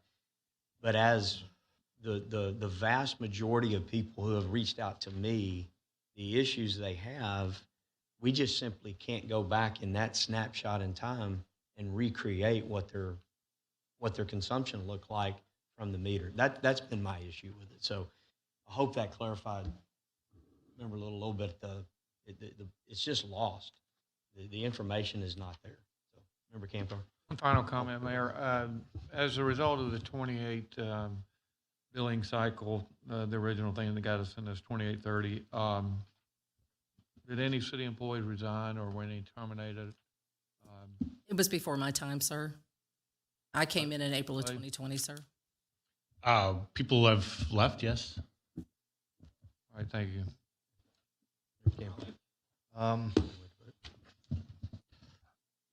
This is just a Charlie Foxtrot. I mean, I don't know how else to say it. I'm gonna put a couple of thoughts out there. The first thought is, nobody's gonna come out happy on this one way or the other. It just is not possible to do such a thing at this point. I have a lot of consternation around the free flow of information and the appearance that there's trust. For a city to function, has to have a certain baseline of trust. And when there isn't, it just starts to break down over time. I can't go a day, social media or otherwise, well, fix the water. And as somebody who wasn't on the council, I didn't have a decision on when they screwed this up. I didn't have a decision on the 3230, but I get to eat the crap. And it just sucks. I'm just letting you know how I feel. And it sucks for the residents who don't feel that they can get an accurate reading on just the water. I mean, that just sucks. And so we just have to acknowledge first the fact set. The AMI thing, it sounds great, but it's still a ways off. What I would ask on the management piece on this is, when did it become a good idea to change all the hardware and change all the software at the same time? That's just a stupid idea. I'm just going to call it on its face. That's just dumb. I wouldn't go buy a new car, first new model of anything. I wouldn't go buy a new computer and then change the software and then expect it to work Microsoft Excel if I take it off there. I just wouldn't do it. But I wasn't here. I didn't make that decision. All I can acknowledge is stupid is as stupid does. That's all I can say. But now we're here. I've expressed my frustration. I'm done. We're done. Nancy, let me ask some questions on this 3230. What percentage is collected, or what is the number of completion that we're at right now? We're at 57% completed. Okay. And so let me ask a question. The way that the 3230 was implemented a year and a half ago, is it working? Is every month we're catching up? Yes, sir. Every month, every billing is increasing by 2 days. It's increasing to that time frame. Got it. Second, are the customer complaints going up or down trend-wise over the last, let's call it 3 months? They're decreasing, yes, sir. Significantly or just moderately? Significantly. The people who decided 3230, some are here, some aren't. They have to deal with this. They need to be the ones. I get to sit here and deal with it. But this is going to be an imperfect solution. I keep hearing from Member Perez in my head all the time. Don't second guess a council. Don't second guess a council. Don't second guess a council. They made a decision. They have to deal with its imperfections and what it is doing. It is reducing some of the items that it is intended to do, but it is still not addressing the item blinking over here like a red light. So all I can look at is the data I have before me. It is working the way it's intended, for good or for bad. Unfortunately, we got an ugly baby here. Just what we got. So I would ask the staff, if the committee still want, or the members, the committee's over now, want to have more inquiries, please fulfill those inquiries. That is part of the trust building between the citizens and the city on the staff side. Beyond that, all I have is the data, is that the way that the staff made the decision, here were the recommendations, a council voted on it, and for better or for worse, it is working the way that they wanted it to do. The last thing I would say is, please get the AMI going. I'm tired of hearing about this. I heard about this before I got elected a year and a half ago. Oh, it'll be ready next week, and it's not ready, and it just sucks. Rant over. Thank you. Good rant. Mayor Pro Tem. Thank you, Mayor. So I guess to continue that rant a little bit, can we get some explanation on why there has been such a delay with the AMI implementation? I know we've heard it before, but just to refresh.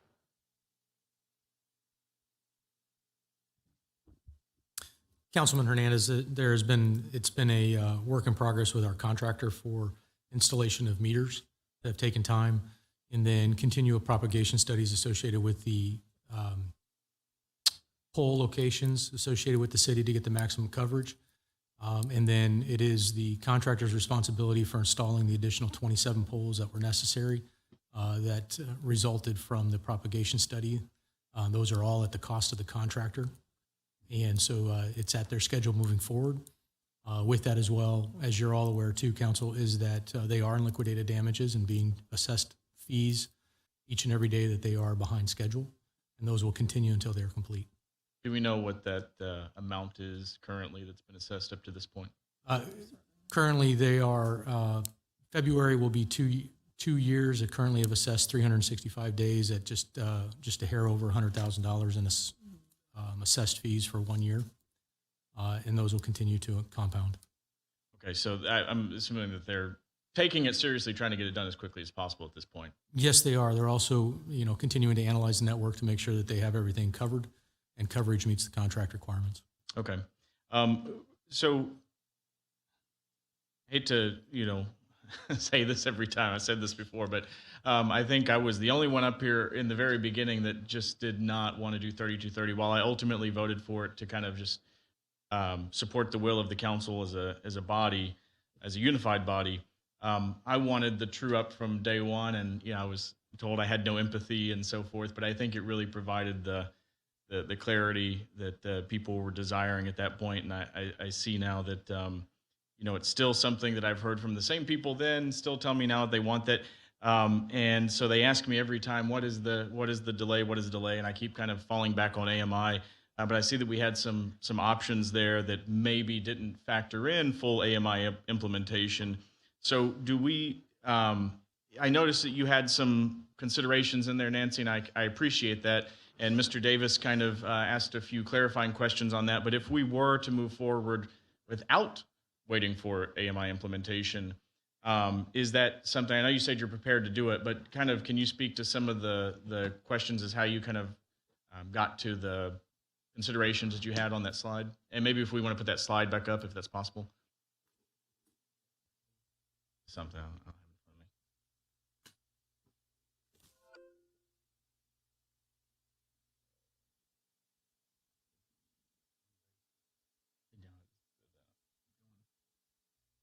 of me. No. Is it that one? So slide 14? Yes, sir. Yes. Yeah, you have that up? Okay, I'll let you do it. Can you put up slide 14? Okay.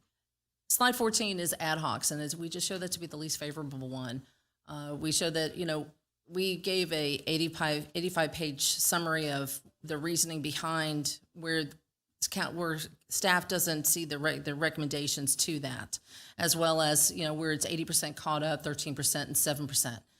If you want to go back a slide, the one that we do recommend is truing up all bills, like you indicated, doing that way. And if we can do that, we would true up all bills with one base charge and prefer that to be the alternate that we want to look at if we can't stay with 3230.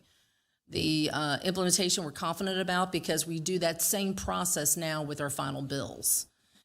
We do know it'll cost higher bills, but we do ask the council to consider doing a temporary rate tier structure based on the number of unbilled days left for those cycles. And then we have to ask for the legal ramifications for that, or at least have a transition rate period to look at for a rate charge. Got it. So is this scenario, AMI implementation is not a requirement, a prerequisite of moving? No, yeah, no, Okay. but none of these would be. AMI gives us that tool of looking at your water bill and managing it. That's what that does for the customer. What we do for billing, we pull that reading out. We can pull those readings. What we do is pull the readings for AMI, yes, but we can still pull those readings out of AMR for those accounts that are still AMR. Okay. Yeah, I really think that is what I've been leaning towards since the very beginning. And then I have a big issue with this 40-day limitation as well. If somebody's got an issue, I guess it's going to take them some time to realize they have an issue, and then by the time they go back, and then just trying to even think about how long it's going to take to close that gap, I'd rather just kind of get people in a position to where if they do have an issue, they just, hey, I've got an issue, we can pull their profile, all the data's there. It makes me feel a lot more comfortable with things. One final question I have, and this is just to kind of maybe set the stage for moving forward, whatever the decision of the council is.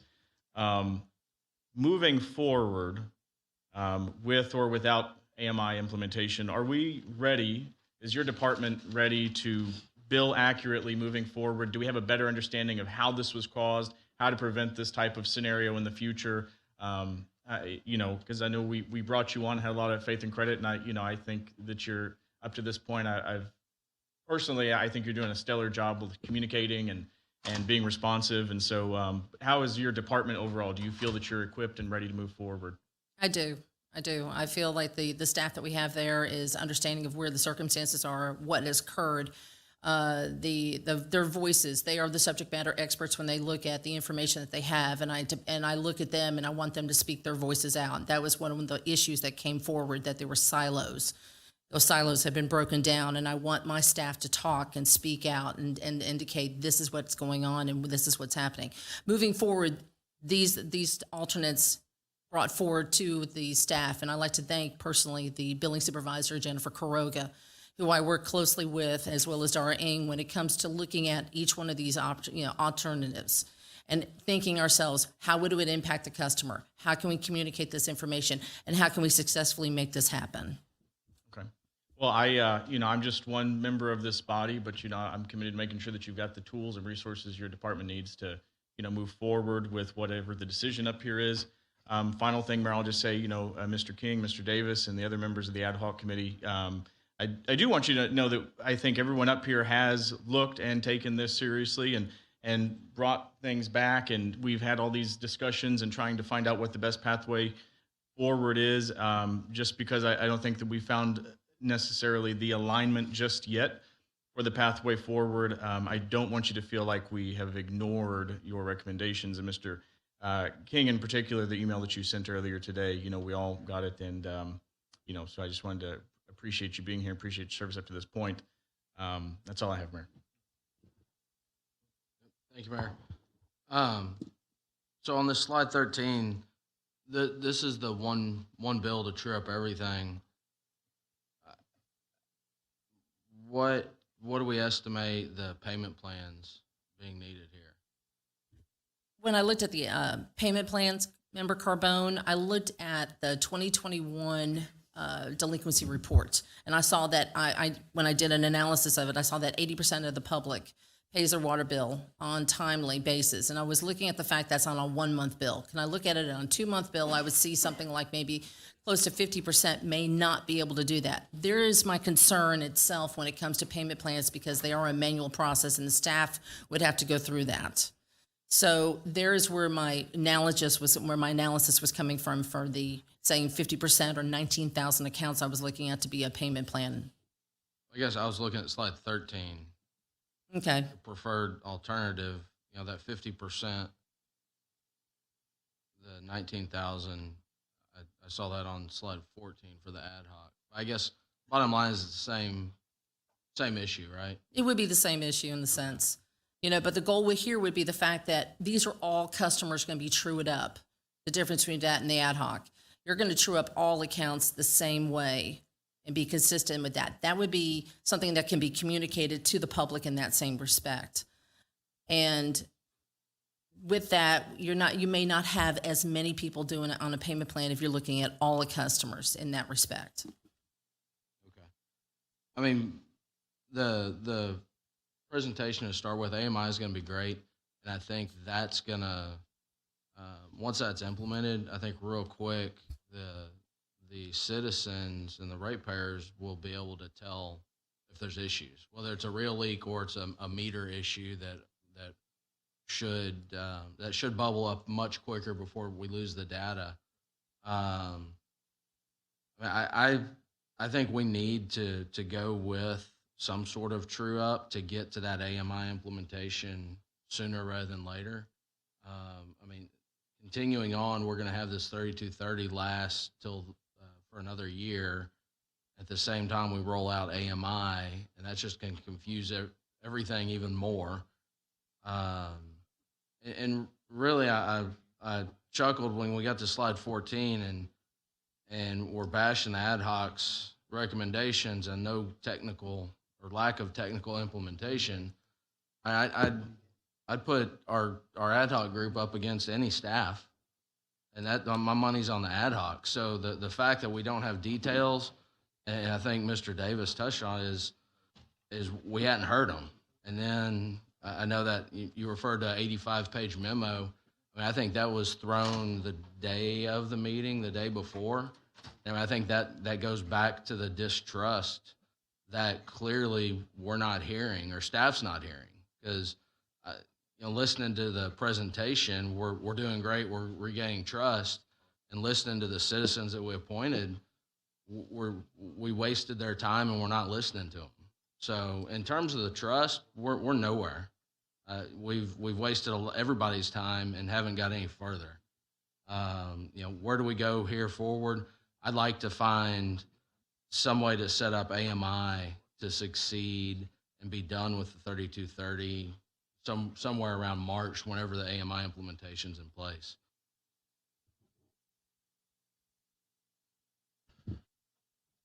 Yeah, I think there's at least two major issues here, and I think in some ways they get mixed together and we talk past each other, but there's the billing backlog, which is being solved. We're 57% solved on that.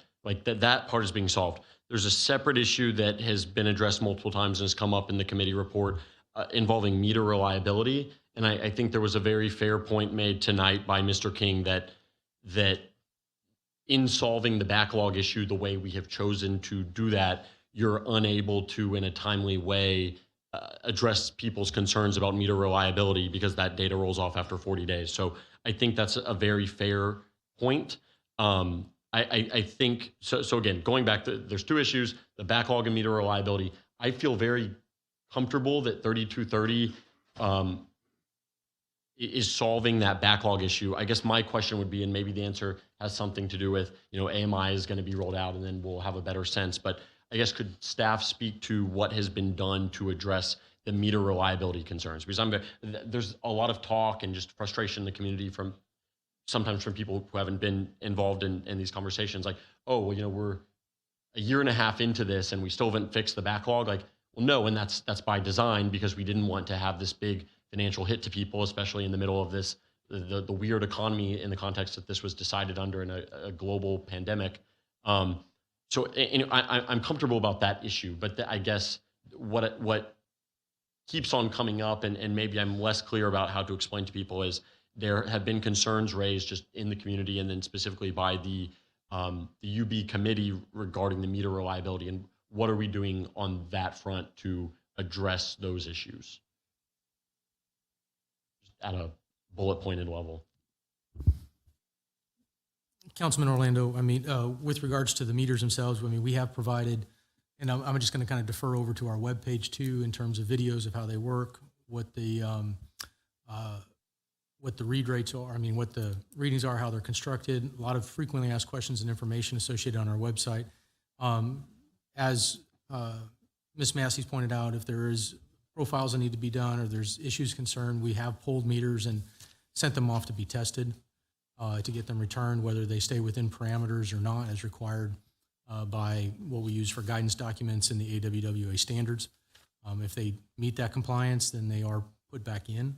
If they are not and they're out of that compliance, then they are returned as part of our 20-year warranty and to the manufacturer, and then reissued with new ones. And I guess just so at a high level of the complaints, when people, well, let's just break it down like really simply. When people complain to you guys and say they have high usage and you go and test these meters, I guess, could you give some color as to what do those outcomes look like? What amount of the time are we saying, hey, you're right, there is something that is messed up with these meter, and we're gonna, I would assume we would then replace the meter and give them some kind of credit or refund. I guess, could you just speak through that process a little bit? Be happy to. I feel like that keeps coming up, but we're not saying like what we're doing on that front, and we're saying what we're doing on the backlog, but it seems like even we could say, let's do the true-up payment today. That's not gonna fix the meter reliability concern that's out there. So I guess if you could go on that, Nancy. Remember, Orlando, what we look at when a customer contacts us and they're upset about a high water bill, we'll look at it and we'll go ahead and run a meter profile for them for the last 40 days of usage. If the customer prefers to have that meter tested, we can ask them to be tested. And we send it out to an independent company to test that water meter's reliability and accuracy based on the American Water Works Association. Again, as Mr. Upton indicated, if that meter showed to be not accurate, it means that the meter has to be accurate to 1.5% of 100%. If it shows that it's not accurate within that time, that meter is replaced and that customer's billing is adjusted accordingly. If it is tested accurately, that meter's put back into the ground and used for billing purposes because it is accurate according to the American Water Works Association. So do you have a sense of quantity of those tests in the last 6 months, year? We've tested, I think we have that up on the website too, and I'm just trying to remember off the top of my head how many there are, and I apologize, I don't have that number in front of me. But the ones that have come back, they have shown to be accurate and tested accurately for us. And that testing time frame that we do, it takes about anywhere from 3 to 2 weeks, depending on the time frame for the independent tester that does the work. Got it. So let me see my notes here. So I understand. It seems I don't understand the technology of this fully, so I couldn't appreciate whether there's a situation, and I guess this goes to the 40-day concern, where it's finicky for some period of time and then it goes back to like, I have no idea if that's something that can happen or not. I see Mr. King is raising his hand and maybe has more knowledge on that than I do, but I don't know about that. I think that I think it's fair to say that, yeah, if that is a concern, then we might lose that on the 40 days. I'll just close out with this, and maybe he'll have some more color, or maybe I can just hear that. That's what I was going to say. I mean, Mr. King is a subject matter expert when it comes to meters. So, and that's one of the reasons why he was on the committee. So I would like for him to maybe address the question. So. I think it's important to note that what we're seeing, and the committee looked at lots of meters. We even had one committee member who had her meter changed out, and lo and behold, when she got a new meter, her problems went away. It is an intermittent electronic problem. And I won't go into how the meter measures the flow, but it's a pulse time ultrasonic meter. And the challenge is the old mechanical meters, if they fail low. With the ultrasonic, it can fail low, it can fail high. And it can intermittently fail. And one of the things that they have is called a sneak failure. And this has all of the fingerprints of a sneak failure. Sneak failure being that you've got some unintended programming or some intended current action path that only occurs under certain conditions. And we don't know what those are. And the point I make is the recommendation for the committee was to get an expert in metering, especially in terms of this technology, and to do what's called a root cause failure analysis to come to a conclusion as to what is causing the problem. You can test these meters and pull them and put them on a test stand until the cows come home, and they will not fail. It's only a conditional failure that seems to be occurring. And so it's interesting that the meters that were pulled that were showing the weird middle of the night consumption passed their test.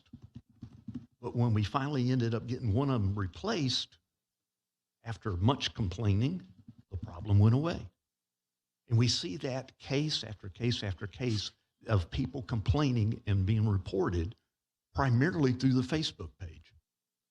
But the point I make is this is not something you're just going to get to. We did make recommendations that said, look, if you see this occurring and you get this complaint, replace the meter. Turn it back in under warranty. It's doing something weird.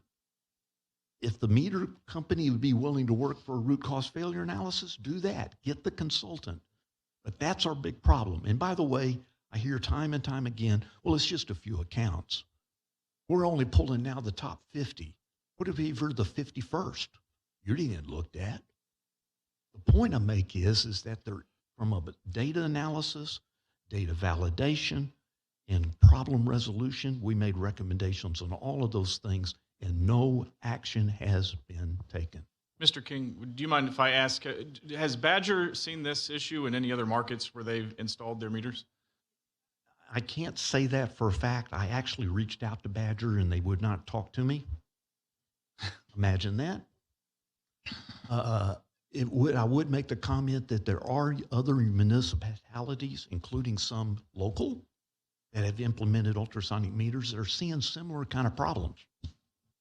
So my point to make is it unique? It is a small number of failures. I will agree. You're talking on a read cycle anywhere from 1 to 0 to maybe as 5 and 6 per read cycle. It's not a lot, but when you're the widow woman, you know, and I'm going to say this, I'm a new resident. I've only been here 3 years. When I signed up to open up my account, there was a man in front of me who was complaining. He got a 40,000-gallon water bill. And he lived in a trailer house somewhere over here. And he couldn't understand how in the heck could he get this bill. And he was having this discussion. And I told my wife, I said, I hope this isn't a foreboding of things to come. And here we are. Right. All I can ask you is read the committee's report and the back supporting documents. It gives you a path out of the woods here. Mm-hmm. Nancy, if I could request that maybe we reach out to Badger and try to see if we can get profiles from other markets to Mr. King's inquiry, not responding to him, if that's something that we can just get for the city. I would be curious to know what that is, if you wouldn't mind. And you repeat that request again so I can go ahead Just and reaching address out it to- with also Mr. Upton. Yeah, so with all of the information, you know, that we've received and discussed this evening, it sounds like maybe there's this intermittent issue that Mr. King described. Just reaching out to Badger and asking if this is something similar that they've seen in other markets.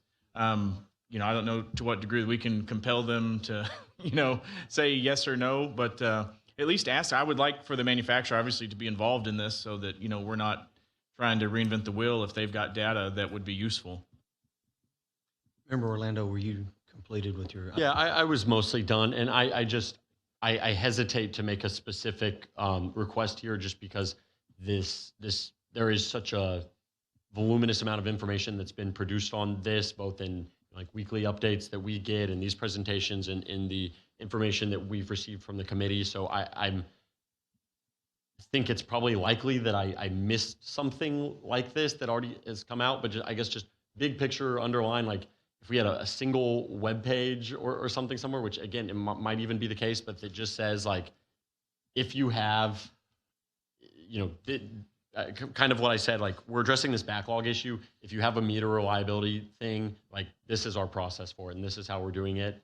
And I know we have the dashboard that shows, and it seems like even the UB committee is saying like, this is probably, as a percentage, we're probably doing really good on our overall population. But if you're the one guy who's struggling to make ends meet and you have 40,000 gallons of water, like the statistics of the 99.9% people who didn't experience the problem doesn't feel super good to you. So if we could, fortunately, I think we should be glad that we're at the 99.9%, but I think let's just be crystal clear in like one or two sentences, what do we do when you're in that 0.1%? You have this issue, again, not fluent in the technical thing, but if we have these intermittent electrical failures, what is kind of your recourse? How do we address that?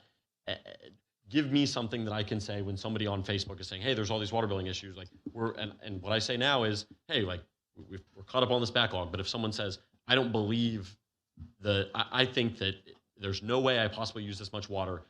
What are the one sentence, two sentence talking point of, oh, well, this is what you do if that's the case, and this is how the city's going to address it.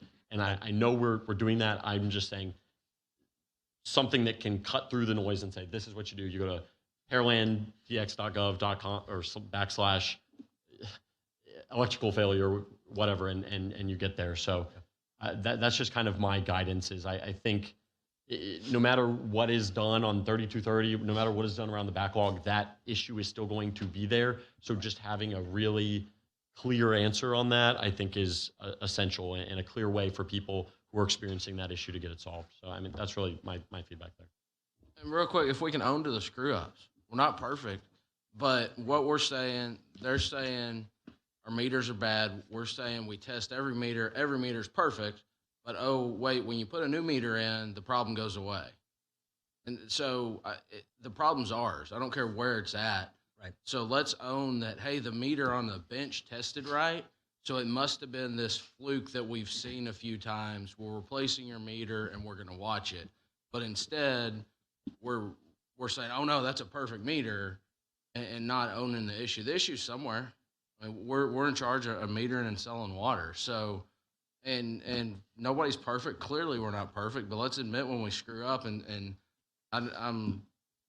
we don't need to quote that all the meters test positive. It's still our fault. Period. I mean, technically, I don't care where it is. It's on our side, and it's our fault. Yeah. So let me make some of my comments on this because I've been involved in quite a few one-on-ones with citizens who have had issues with their billing. And we go through the normal, and I'm gonna categorize a few people as we go through this. There are people who they get the surprise bill, and we do a meter profile. We take a look at it, and you can see from their profile, they show zeros in the night, and then they have forgotten that their irrigation system was on. Again, this is the 3230 plan, and they're getting the last 40 days, and there's something there that they look at it and they go, yeah, every other day my sprinklers come on a certain day. I didn't know it was using that much water, and it appears from here they don't have any kind of a leak because there's not continuous use. So you have that one that they then have to kind of go back and go, why am I having that kind of consumption in an hour or in 2 hours? And then you have. And it's very rare. You then have somebody that comes in and it's continuous use. Continuous. I'm talking 4 hours every hour in the middle of the night, 6 hours or 6 gallons in the middle of the night, and you see it, and again we put the onus back on the homeowner that Well, you've got continuous use. My answer has been, we need to figure out why your meter is reading continuous use. We need to figure that out, okay? Again, the vast majority of people, they've got something and you can point to it in the meter profile. Then you have, as we've stated, very, very rare do you have people that are in this category. Mr. Davis mentioned in his comments the Hewitts, Denise Hewitt, same thing. And let me tell you the pains that the Hewitts went through to kind of prove this up. Literally, if they used water, they wrote it down. They kept a log. Here's what we're doing. Even if they get up in the middle of the night and flush the toilet, it's 2 a.m. and we flush the toilet, okay? Then they're looking then at a meter profile and seeing what that is doing, and it doesn't match what their log says, okay? We send their meter out, their meter test that it is within AWWA standards. They continue to do their log. We then change their meter completely out, brand new meter. They continue to change and do the log, and lo and behold, it's accurate. So again, the meter testing is testing accurate. When we change their meter out, their own log shows that it's now accurate. And in fact, we haven't heard from Denise. We haven't heard from her since we've changed the meter out. I talked to her last week, and she said, it's accurate. We still do periodic charting so we can see. And she pulls a meter profile, Nancy, what, once a month? Yes, sir, once a month. So she is testing that meter profile back to her log, okay? And so, again, that's one out of almost 40,000 cases. And I don't want to, but can that be happening to others? Again, in very small amounts, but can it be happening? And to your point, member Orlando, yeah, we pull 50. If you're 51, you're right. It's a bad day for you because nobody is reaching out to you to try to figure this out. We've got another one that's in the hopper right now that we're trying to meet with the owners because I want to do the meter change out to see, and again, kind of get them to do some, hey, what's happening hour by hour in the home, so we can kind of look at this and get beyond. I think we need to look at our policies and procedures. I think 90% of the time, hey, let's pull a meter profile, let's find it. That's why I said there are different people who go, oh, you're right, I forgot, I was still doing this. And again, 3230 causes that to happen because it's so far behind. People don't remember what they were doing 40 days ago. So I think we need to change our policy and procedure on dealing with the high bill. Somebody contacts us, I think we do right. We pull their meter profile. We're trying to find out what's going on in the home. We then test the meter. Okay, it's testing right, but then what's happening after that? Is it still continuing, and are they logging in? We're not telling people, oh, just go hire a plumber and go do this. We're actually saying there's continuous use or there's this kind of a use in the home. We don't know why. Now, I'd like to change the vernacular where we say, your meter is registering this. We just need to find out why. And whether, and Member Carbone, to your point, you're right. It's our meter. At the end of the day, it's our equipment. So we have to own that problem and do what we can to fix it. I think if we just got into a situation where that occurred and we changed these meters out and we see this problem going away with the meter, there's your evidence back to Badger. Is it scientific? No. But it's better data than we have today. And in the grand scheme of things, what have we sent back to Badger for warranty? 500 meters? Which brings up a point. How many meters have we sent back to Badger? At this time, I'll have to take a look at it with Robert and I were just talking to see how many it was. But I guarantee it's very, very small. And so we were just thinking it's probably less than 10. So there you go. So if we got into a situation where we kind of changed our policy, again, we want it to be accurate too. We don't want it to be inaccurate. We want it to be accurate. I think that may be part of our next step is if this persists, let's just change the meter, send the meter back to Badger and claim it under warranty and see if that, and especially we earmark those and we start seeing changes in those billings. Now, keep in mind, if we didn't have 3230, it'd be a lot easier to know because people would know what their usage was because it's closer to it. I've been in favor of doing away with 3230 since before it was implemented. I don't have a vote on this, but I think we need to be moving away from 3230 because I think it exacerbates the problem. It causes people to get that, oh my bill, way after the fact. I do have concerns with not AMI in its how it's going to benefit us. I think there's a lot of benefits to the AMI. I have some real problems with the contractor. I have some real problems that this contractor doesn't seem to care about the contract enough to complete it and do his work.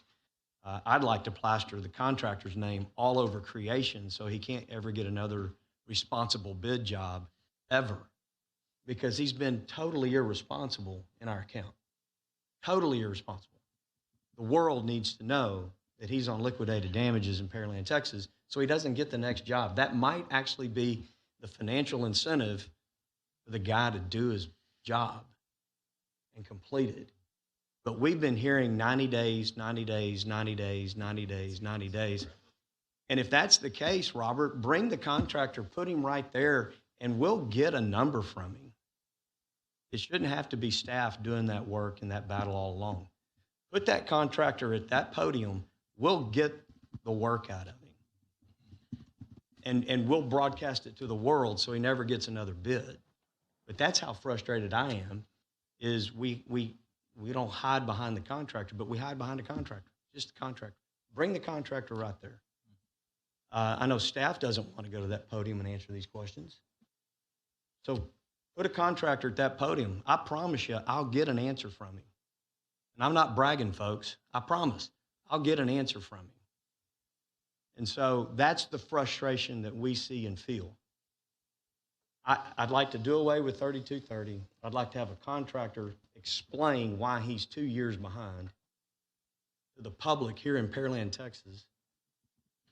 I'd like to figure out how we do a meter change out when the problem persists even after not just a meter profile, but a meter test. And again, Nancy, I think these are going to be rare with almost 40,000 accounts. If we end up with 500 over the course of time, that's 1.2%. I mean, that's a minuscule number. And I think we send them all back to Badger and claim warranty on it. Let them figure it out. I think that's what we do. The committee gave us some incredible insight. I think they deserve, as does the Raftelis report, an up or down vote on whether or not we're going to keep or disband 3230. And if we keep it, that's fine. That's council's prerogative. I'm not saying, and the committee itself was put together as an advisory committee, and they have given us very good advice, and we've been taking that advice. So that's my 2 cents on it. I don't know if we have consensus to do anything further on 3230. Remember, Cam Card. Mayor, I have not wanted to do a vote on 3230. I don't want to second guess previous council, but I have a funny feeling we're going to. And I would tell you this: the citizens don't read the meters. Citizens didn't decide to implement hardware or software changes at the same time, which has got to be one of the stupidest things I've ever heard. And they're not the ones whipping the contractor when they should be. As somebody who works as a contractor, you got to be on that guy.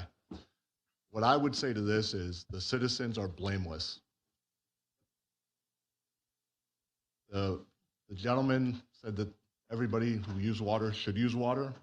I will support the 3230 vote, but the people who are going to pay for that true-up bill that's going to be painful with all this inflation, which is going to be painful around Christmas and Thanksgiving, is going to be the staff and the unallocated fund balance. There's $1 million, $2 million there that is literally sitting in the bank. That's our money, the citizens' money. They're going to pay twice. There's no freebies here. But the reality is I will support a vote and we'll get rid of it. But the first $2 million needs to come out of that budget that's sitting there doing nothing, because I have a real hard time going to grandma and grandpa and say, you know what, you guys get another check. Go cut it for us because we screwed up. Under that scenario, I would support a 32-30 vote. But the staff got to pay. Because you're right, nobody wants to go to the contractor and nobody wants to go up there and say, you know, it's me, I screwed this up. And we still have not got the email that said, go change this. I still don't know who sent the email. It still has not been resolved. I would support a 32-30 vote because I will not put this on grandma. Grandma didn't screw this up. So if we're going to go run down unallocated fund balance, I will support that vote. If we're not going to do that, then we're just talking. Good thought. Member Owens. Yeah, I think, Mayor, you made some good points.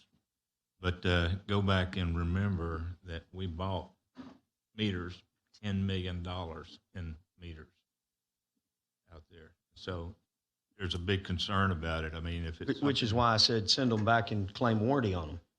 Yeah, we'll load them up in a. We have a 20-year. We heard tonight. We have a 20-year warranty on these meters. So let's exercise warranty. Yeah. So that, you know, that's a point of irritation when we spend that kind of money for meters and if we're having problems with the meters, or contractor or something. I'll agree with you. Get him up on the stand or whoever it's at, and let's get it resolved on there. Nancy, one thing that I'd like to say, and you know, I rant and rave a while ago, but since you've been here, a lot of things have started to clear up. But the thing about it is on the impact of how much money, or actually how much water was dispensed out that we didn't get paid for. How far did you have to go back in time to get that calculation? I'm sorry, repeat that. I didn't understand your question, Member Owens. Well, if we know how much water that went out that we didn't collect money for or bill for it, whatever, how far in time did we have to go back? You know, 6 months, a year, year and a half? How far did we have to go back in order to come up that value, there amount of water that went out that we didn't collect money for or bill for? Are you saying currently for the delay in the receipt of the revenue right now that we're looking at? Yeah. That the delay in the billing? For example, right now we're looking at about 2 months. Right now, for your November bill, you're looking at your billing for August and September usage. One moment, let me look that for. It should be about 40 days. 40 days, right? So that's what you're looking at. So, but it's just a rolling amount. So whatever, we're just collecting 2 more extra days at that time frame. That's what we're at. You're looking at that time frame that you're saying for Member Owens. And just to that point, when it was discovered and then moved to the 32-30 plan, what was it, 14 months ago, 15 months ago? Correct me if I'm wrong, but 71 days? 71 days for 3 cycles and 78 on cycle 14. So if we go back to 14 months, that's the days. 71 days for the 3 and then 78 days for the 1. It's one of the reports that we had gotten, and I don't know if it's Ralph Tillis or the other ones, that this didn't happen overnight. This happened over a 3 to 4 year period of time. And so I wanted to find out how far that it went back. Yeah, well, the 28-day billing went on for about 18 months-ish, somewhere in that ballpark, and then discovered, and then here comes the fix. Now, I do have a couple of questions on WaterSmart real quick. So when are we talking about WaterSmart going live? Is that with AMI or is it before? Part of the slide up there, we have it up. If you go back to, I think it's like the 3rd slide, that gives you the status on the AMI project. Right. Right there. You'll see the WaterSmart rollout will be upon full implementation of AMI. Okay. So all the more reason to get AMI up and running sooner rather than later, because that is a tool. Now, on the WaterSmart, is it web-based only, or is it also going to be app-based? Go ahead if you would, Mr. Turner.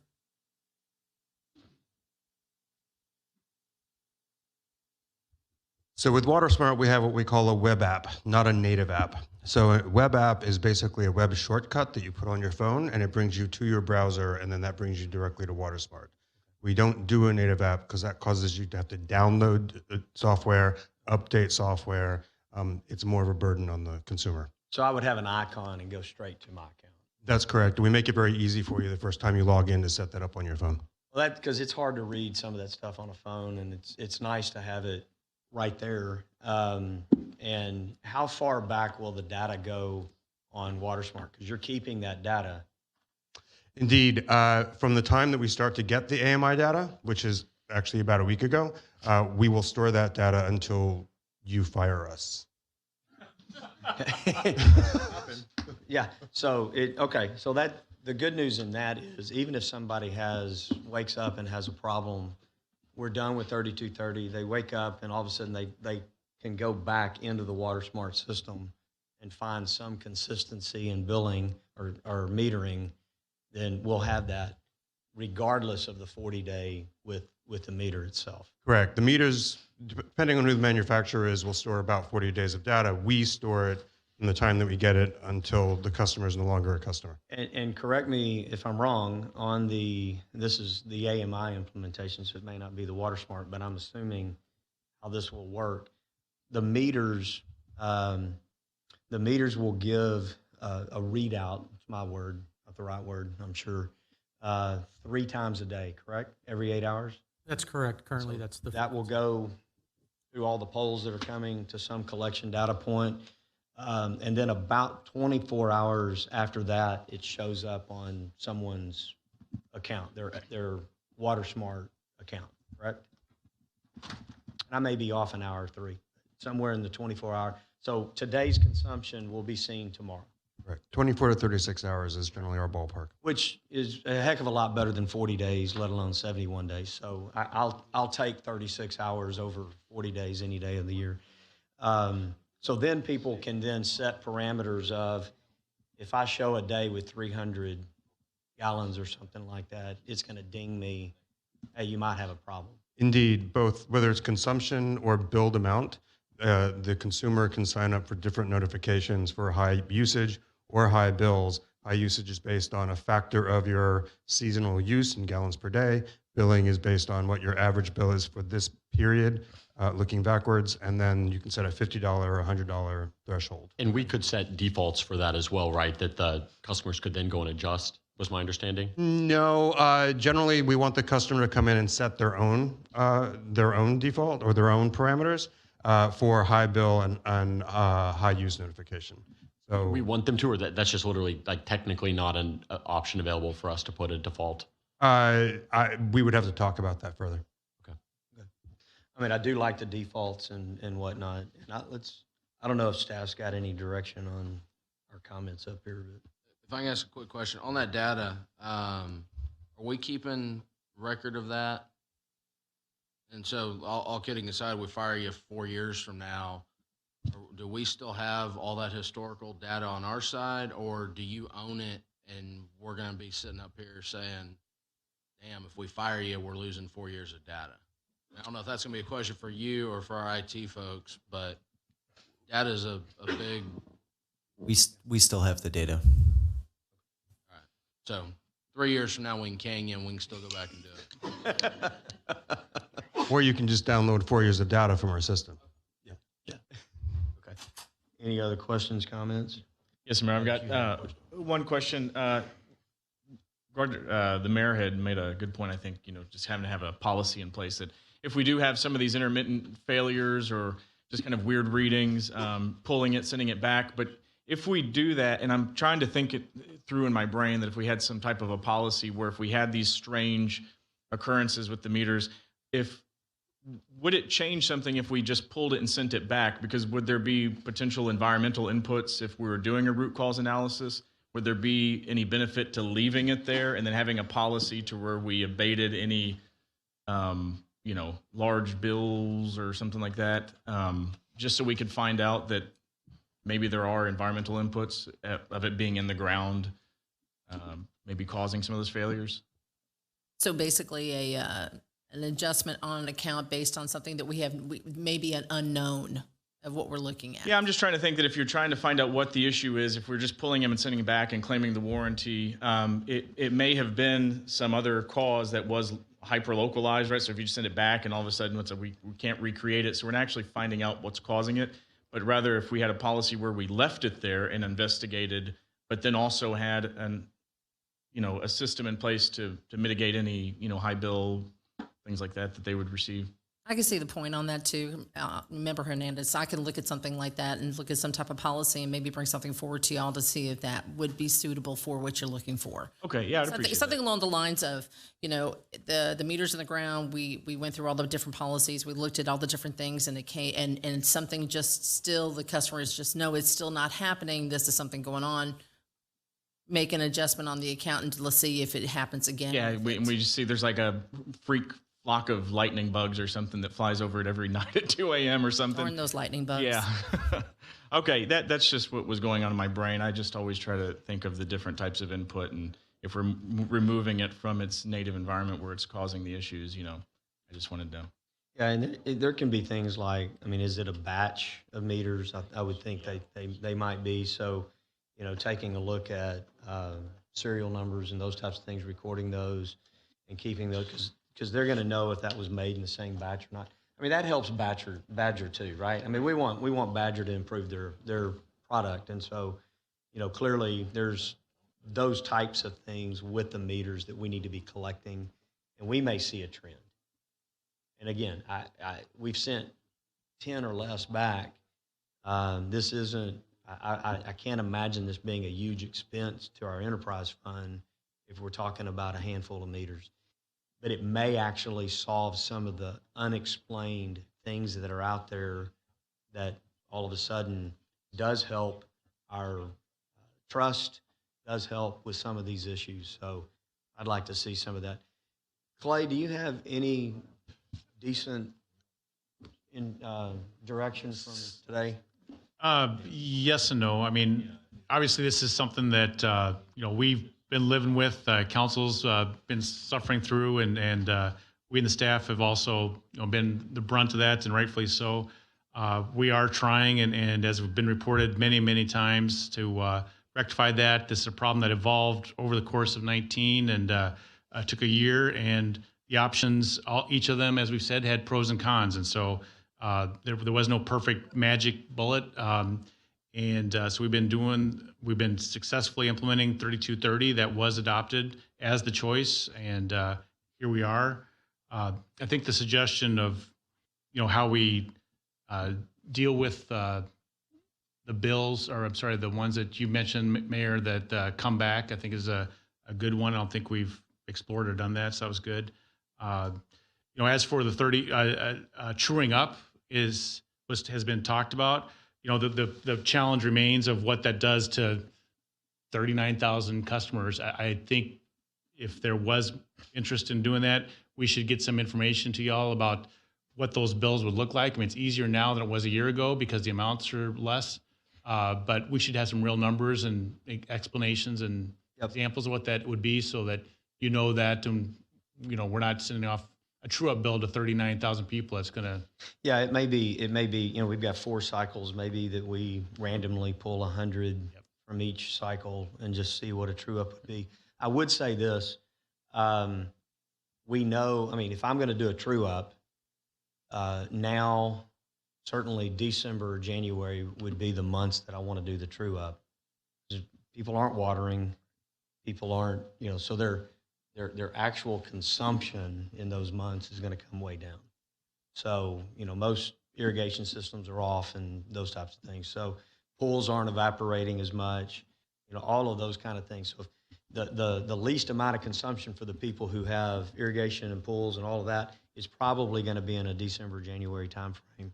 And so that might be the right timing if we did a true up, but it may be that we take a random 100 per cycle and just see what that true-up bill would look like. And again, everybody's different, everybody's consumption is a little bit different, but that would give us some idea. Yeah. And to get our heads around that, that would take, the next several weeks and realistically bring you something in January, because we do have to look at the fee structure and the ordinances and all that fun stuff too that go along with that. The other element would be the AMI and same difference. I mean, you made the point about, contractor performance and our management of that, and, take that to heart, obviously, and been pushing them. I'm glad that we got the polls up and there's some modest success, but we're at the cusp, but it's still, as you've seen, 3.5 months out. So, Is Itron the contractor we're using to implement the AMI? Right. Yes. Yes. Okay. I remember we were looking at this back a year and a half, 2 years ago. My brother-in-law was project manager down in Rockport. They were using the same contractor. I warned the city about these guys. They ended up suing them. And I don't want to say I told you so, but I told you so. Very good. Any other questions, comments? I'm going to go ahead and close this. It's just been a discussion item with no vote, but I think we have some items to come back to us. And Clay, I do agree. Back in January would be good. I think we need to get this sooner rather than later. I wasn't on council or the mayor when this was created, but we're dealing with it. And so if voting on 3230 helps get rid of it and helps move it, I think we need to, and if we can mitigate that for people by doing it at the right time of the year, I think that would be good as well. I'm going to go ahead and take a brief recess. I've been asked by a council member to take a recess for about 5 minutes. So we're going to recess this council meeting at 9:04. Be back at 9:10.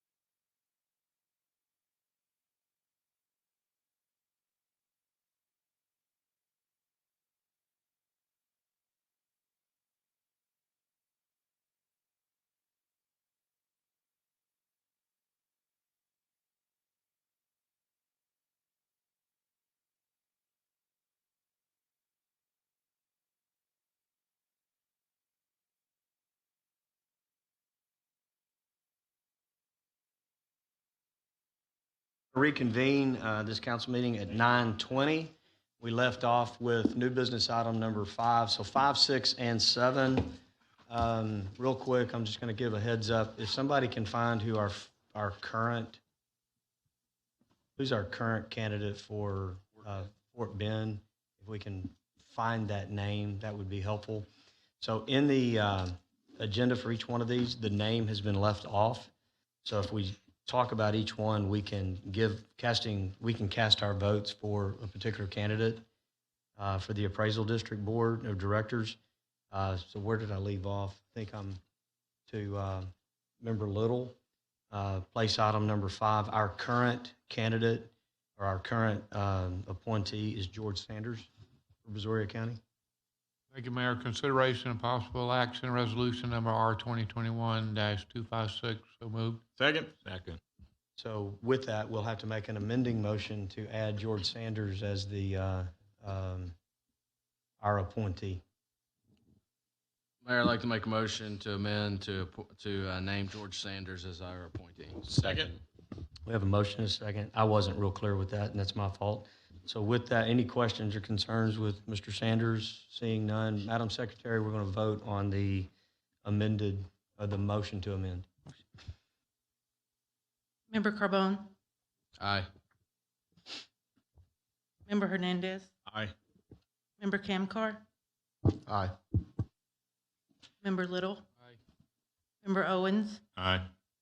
Member Orlando? Aye. Motion carries 6-0. All right, item number 6, Member Owens, our current. That was just to amend it, right? That was to amend it, you're right, sorry. So now we've got the amended motion on the table. Seeing no other questions or comments about it, Madam Secretary will call for the vote. Member Carbone? Aye. Member Hernandez? Aye. Member Camcar? Aye. Member Little? Aye. Member Owens? Aye. Member Orlando? Aye. Motion carries 6-0 to amend for George Sanders for R 2021-256. All right, and then item number 6, Member Owens, Mike Sullivan is our current. Mike Sullivan. Mike Sullivan, so if you'll make the motion with Mike's name in. Okay. Make a motion for Mike Sullivan. Is that enough for the? If we could go ahead and just clean that up just a little bit. So right now it states consideration possible action R 2021-257. If we could just indicate with that motion for that resolution number to include the votes to be cast for Mike Sullivan. Okay. So moved. Sound like you read it. We have a motion and a second on the table. Second. For Mike Sullivan as our Harris County representative. With that, Madam Secretary will call for the vote. Member Owens? Aye. Member Orlando? Aye. Member Carbone? Aye. Member Camcar? Aye. Member Hernandez? Aye. Member Little? Aye. Motion carries 6-0. And Mike Sullivan. we're back to Mr. Orlando. Did we find who our current appointee is to Fort Bend? Mayor, I can't find anything. I looked on their current board. It looks like all of the names are on their board now. And I haven't found this from last year. So we've got, on there, the only one that I recognize, I know Mike Rozelle personally. Let's see, we have Darren Flint, Emil Gaskin.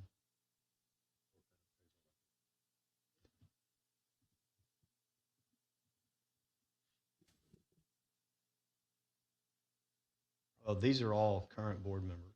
Right, that's what they look like they're on the board now, and I'm looking at the. And there is a ballot in your packet, so I would still, before we have further discussion, let's go ahead and get the resolution on the table. Yeah, real quick, in reading, that's right, Mr. Roselle's bio, he has served as a board member and president of board of Brazoria Fort Bend MUD 1. That is in the Shadow Creek area. So my recommendation would be Mr. Roselle as Mike. Mike, yeah. Yeah, he was county judge. He was county judge for years, but he has served on the board in Shadow Creek on that MUD that crosses the two lines. Make a motion. Yeah, we need, well, Yeah, so consideration and possible action resolution number R 2021-258 to nominate Mike Rozelle to the Fort Bend County Appraisal District Board. So moved. Second. we have a motion and a second. Any other? So it says on here, and maybe Darren, you can look, it says nominated by the voting governing bodies and now stand for election for the 5 positions. So does that mean we're nominating 5 different? No, this is the actual ballot. The nominations have already occurred, and so these are ballots based on prior nominations. As a matter of fact, we nominated George Sanders to the ballot, and so in this case, so you have these nominations, and now this is the actual vote for these for the ballot. And what happens is, Well, George was for Fort Bend. George. Excuse me, for Brazoria County. This is Fort Bend. He's using that as an example. I was just using it as an example. So in this particular case, so what will happen now is the votes that the city of Pearland has based on our population would be cast for whoever was made part of this motion. 10, yes. Okay. Mike Rozelle. Oh, I see. So we're putting all 10 votes for. Mike Rozelle. Got it. Okay. So we have a motion and a second on the table for Mike Rozelle for Fort Bend County Appraisal District Board. Any other questions, comments? Seeing none, Madam Secretary, we call for the vote. Member Orlando? Aye.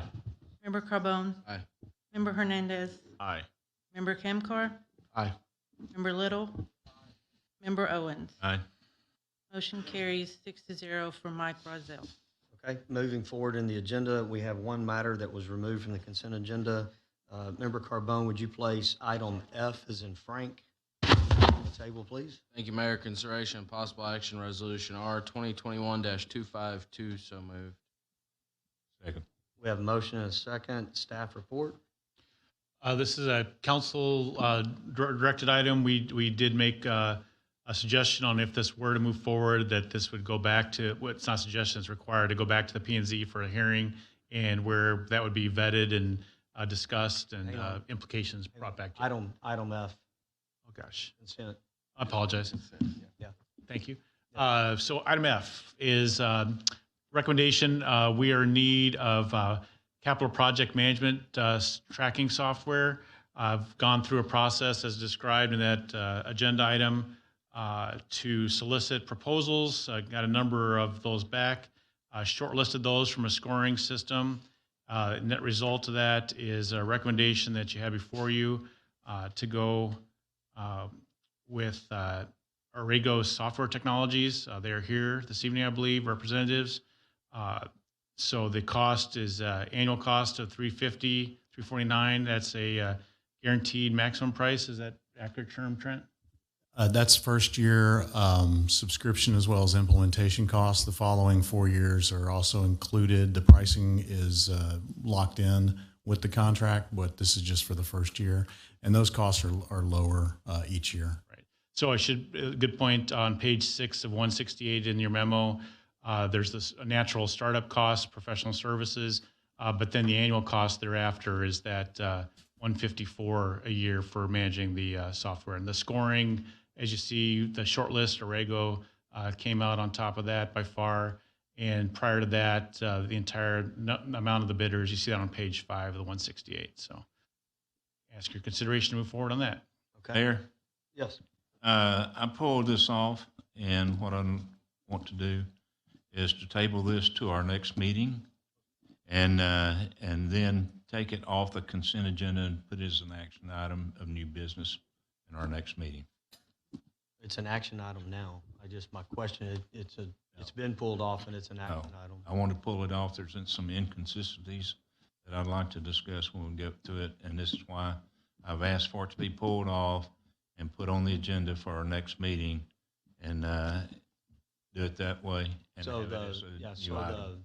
so it would be a postponement Right. to December the 6th. You're making a motion to postpone to December the 6th. I'll second. Okay, we have a motion and a second. That's not debatable. So with that, and it's a specific date certain, so takes a simple majority of council. So with that, Madam Secretary, we'll call for the vote on the postponement. Member Owens? Aye. Member Orlando? Aye. Member Carbone? Aye. Member Hernandez? Aye. Member Camcar? Aye. Member Little? Aye.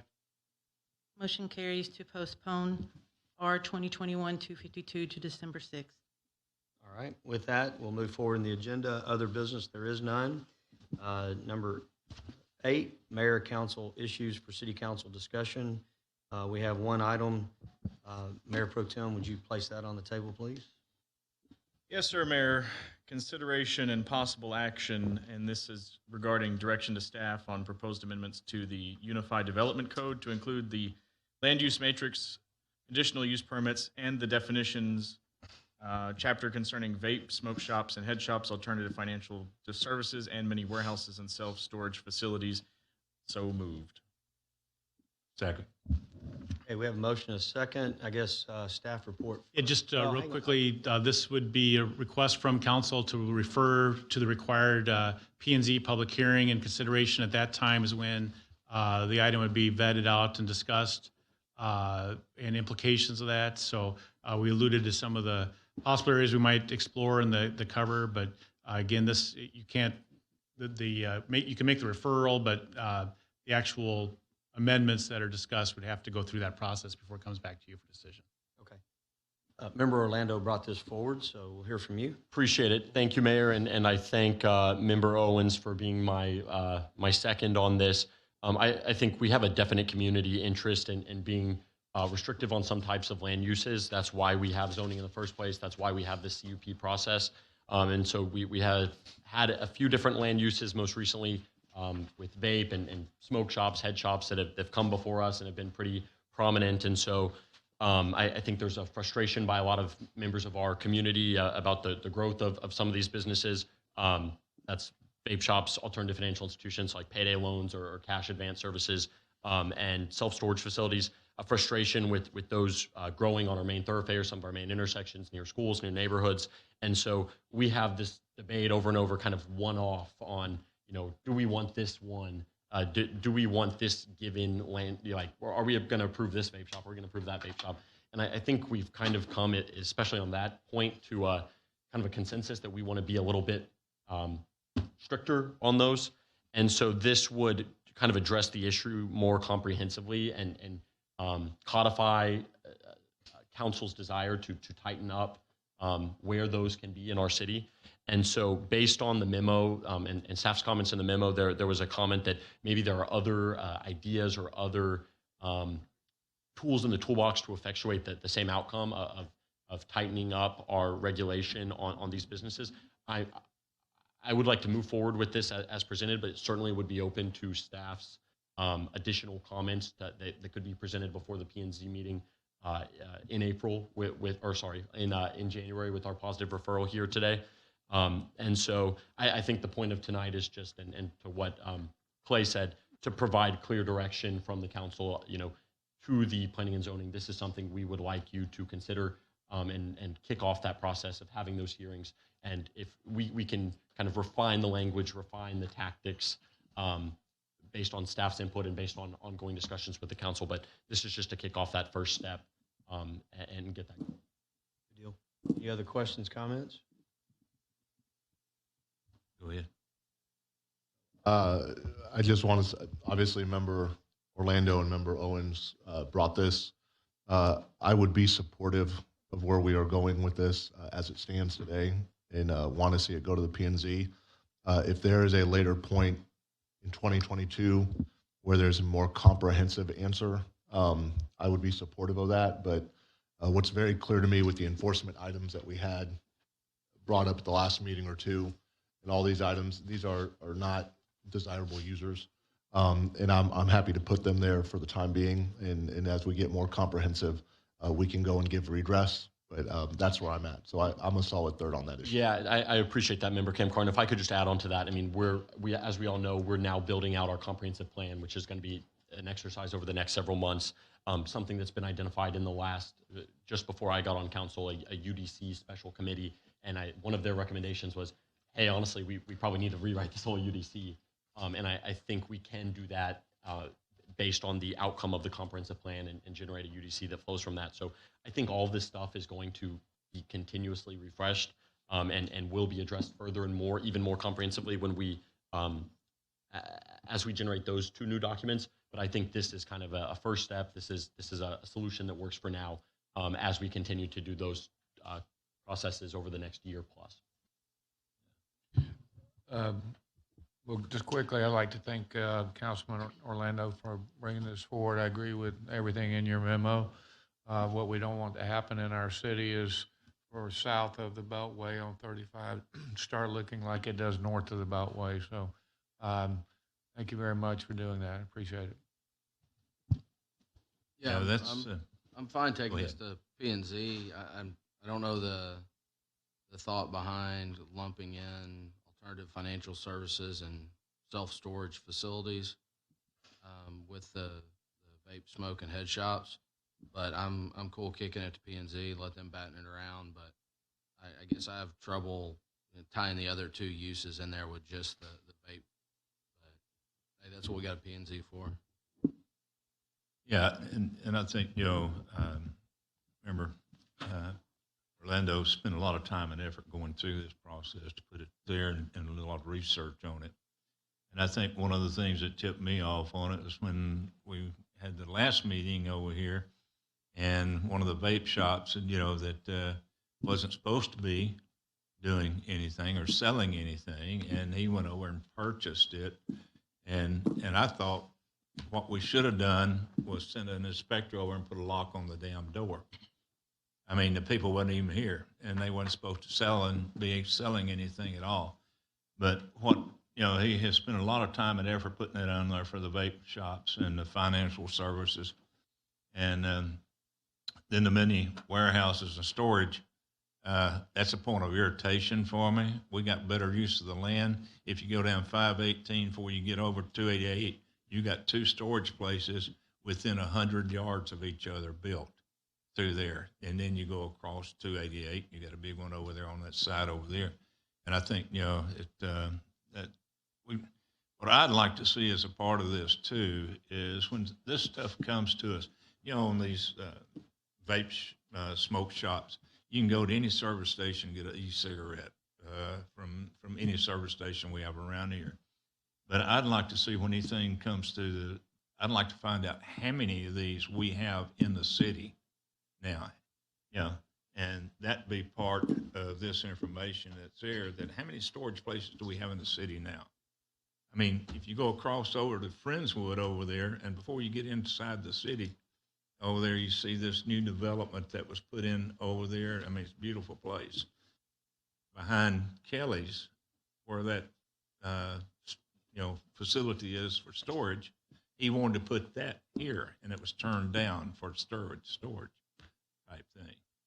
But I think we need to not only look at that part of it, but how many do we have in the city now? Same thing for the storage places, and I think the financial service too. I mean, people go in there and have to borrow money, and I understand that, or they have to go in there and they put their title of the car in there and borrow money against it. But we're getting too many of these three components within the city, and we got a better use of the land. I know Mayor Reed used to say we want to grow up and be like Sugar Land. You don't see that in Sugar Land. It looks more like Pasadena for us. But the thing about it, I think that anytime any of these things come to the table, that we ought to say how many that we have within the city right now, and how many do we need. And I think that's part of the problem. But I appreciate him putting this together, because I know he spent a lot of time in it to do this and put it there. And I'd like to see, the city and P&Z to act on this. Yeah, I think as part of this, and I think it should just move forward with the process, because this obviously we can't just affect it tonight. It has to go through the normal process of amending the UDC, which is public hearings, and the staff's going to have some additional comments and questions on it. I would like to, in this process, hear from staff on some of their thoughts on it. I'd also like to hear from legal on a few things. It seems to me if we're going to limit vape, smoke, and head shops to M2, is retail establishments even allowed in M2?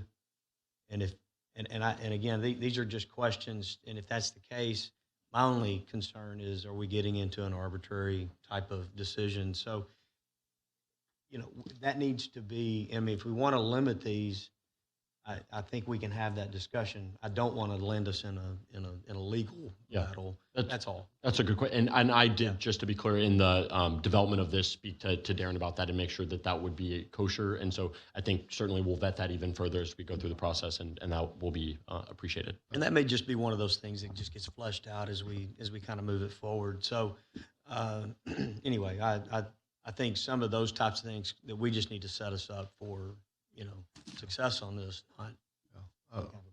Mayor, I just have a couple of questions very quickly. So where are we on a process point of view? It sounds like there was 4 or 5, it might have been 6 people, I don't know, who want to move this to the P&Z. From a timing and process point of view, can I just get some kind of clarification on what that process looks like from this juncture? So if direction is given to staff, the earliest we can realistically schedule this for consideration for a public hearing before the Planning and Zoning Commission is the first meeting in January. So we would. When is the first meeting in December for the P&Z? Because it's a zoning issue, you have minimum notification requirements, and we can't meet those. So what are those? They're 15 days. So we'd have to put the notice in the paper this Wednesday, which meant we would have to send it to the paper last week and had our mail out last week. And so we just couldn't make that without knowing what was actually going to happen. Okay, then what happens? So then we will have an item on the P&Z agenda in December for discussion. I'll let them know that this is out there and begin consideration of what to put for the on that hearing. And then at the hearing, they will discuss it, and they will begin consideration that night. They can make a decision that night, or they may seek more information and continue to the next meeting. Okay, and then what happens? So at what juncture does it come back here? Once the Planning and Zoning Commission makes a recommendation, then we set the public hearing for the council. We bring it back to council, usually approximately 3 weeks after that P&Z meeting. Does that also another notice period? Yes, the newspaper. We will mail notices out, or we will have legal notices run for that meeting. If it pleases the council, I'd like some level of follow-up memorandum on timing or an email saying, here's what we're doing, here's the check marks, and go from there if that pleases the council. The only thing I was going to say, if it was a normal zoning case, it's about a 90-day process. Is that correct?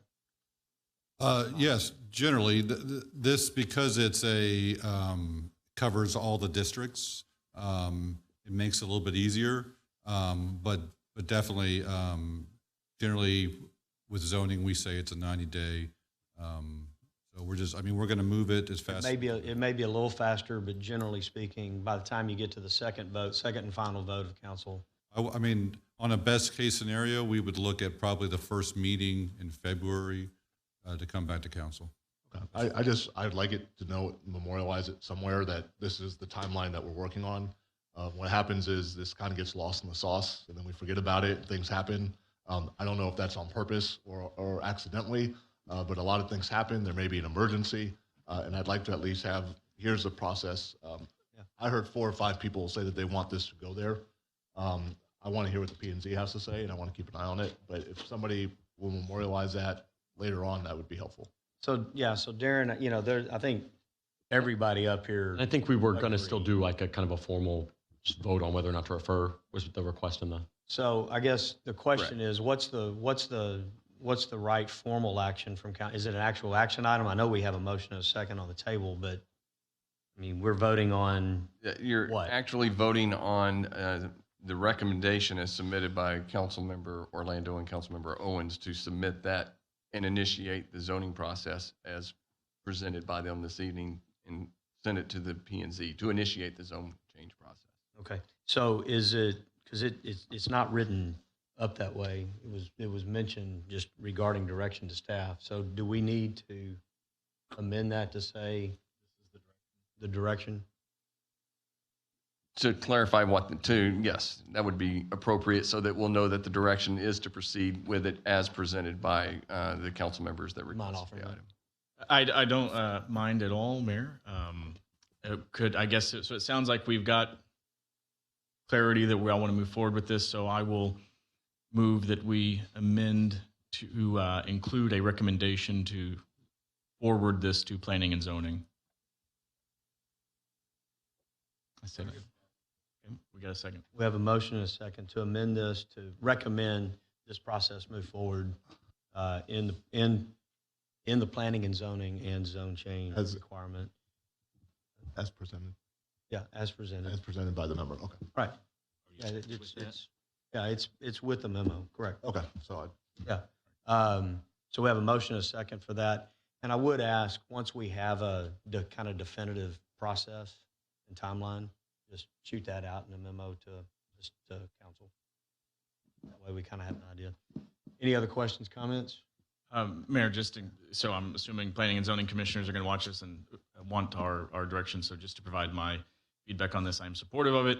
It took me a long time to get supportive of utilizing our ability to, use zoning to craft a city that I think matches the direction that our constituents want to see. And so I think this is moving in the direction that at least the constituents that I communicate with on a regular basis would have indicated they're supportive of this move.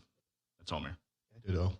It sounded like that was, if I was counting correctly, that about 5 of the 6 members up here were pretty supportive of the 3 uses being proposed, the content, and 1 was not there yet, maybe, but just in terms of giving direction to P&Z.